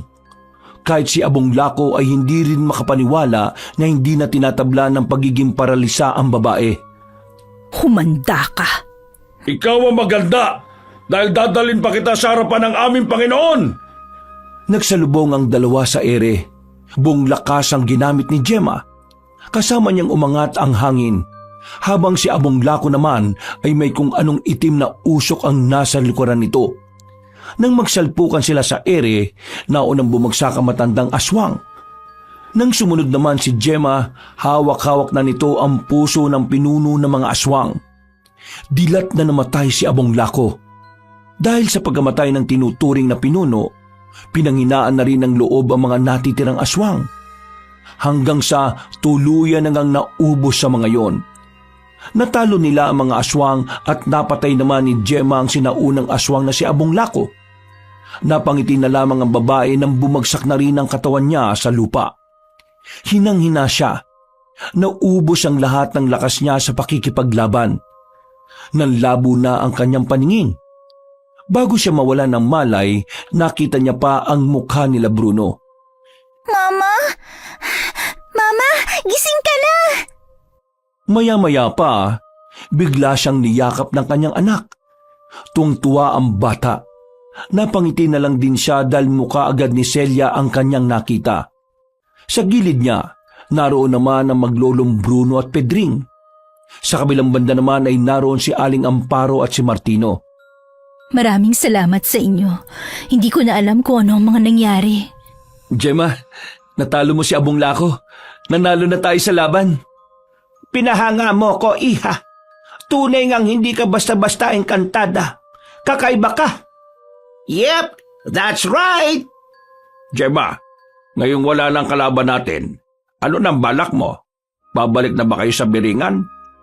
Ngumiti ng mapait ang babaeng si Gemma. Kung siya kasi ang tatanungin, ay gusto na lamang niyang mamuhay bilang isang simpleng tao. Hinawakan ni Celia ang kanyang kamay. Kitang-kita sa mata ng bata na ayaw na nitong bumalik sa dati nilang buhay. Hindi na kami babalik sa mundong yon. Dito na lang kami sa mundo nyo. Hahanap kami na matitirhan at magsisimula kami bilang mga simpleng nilalang. Bakit pa kayo hahanap ng ibang matitirhan? Pwede ka naman bumalik sa bahay kapag naayos na ulit yon. Talaga po ba? Hindi ba nakakahiya? Pwede ka ron. Maninibago kami kapag nawala ka. Lalong-lalo na itong si Bruno. Hindi niya kayang mawala ka. Lo, ano ba pinagsasabi mo? Nako, torpe. Kung ako yan, manahimik ka. Bumabanat ka na naman dyan eh. Nagtawanan na lamang sila sa mga oras na yon. Nang makabalik na rin ang lakas ng babae, kinahapunan ay sabay-sabay na rin nilang pinagsaluhan ng inihanda nilang pagkain. Mula noon, naging parte na ng pamilya si Gemma at Celia. Kahit na hindi sila mga tao, itinuring silang normal ng maglolo. Kalaunan, nagkamabutihan si Gemma at Bruno. Hindi nagtagal, tuluyan na ngang naging magkasintahan ng dalawa. Sa pagpasok niya sa bagong kabanata ng kanilang buhay, masayang haharapin niyo ni Gemma. Dahil kasama niya sa paglalakbay ang mga taong nagparamdam sa kanila na maaari pa rin silang mamuhay na gaya ng isang normal na tao. Wakas.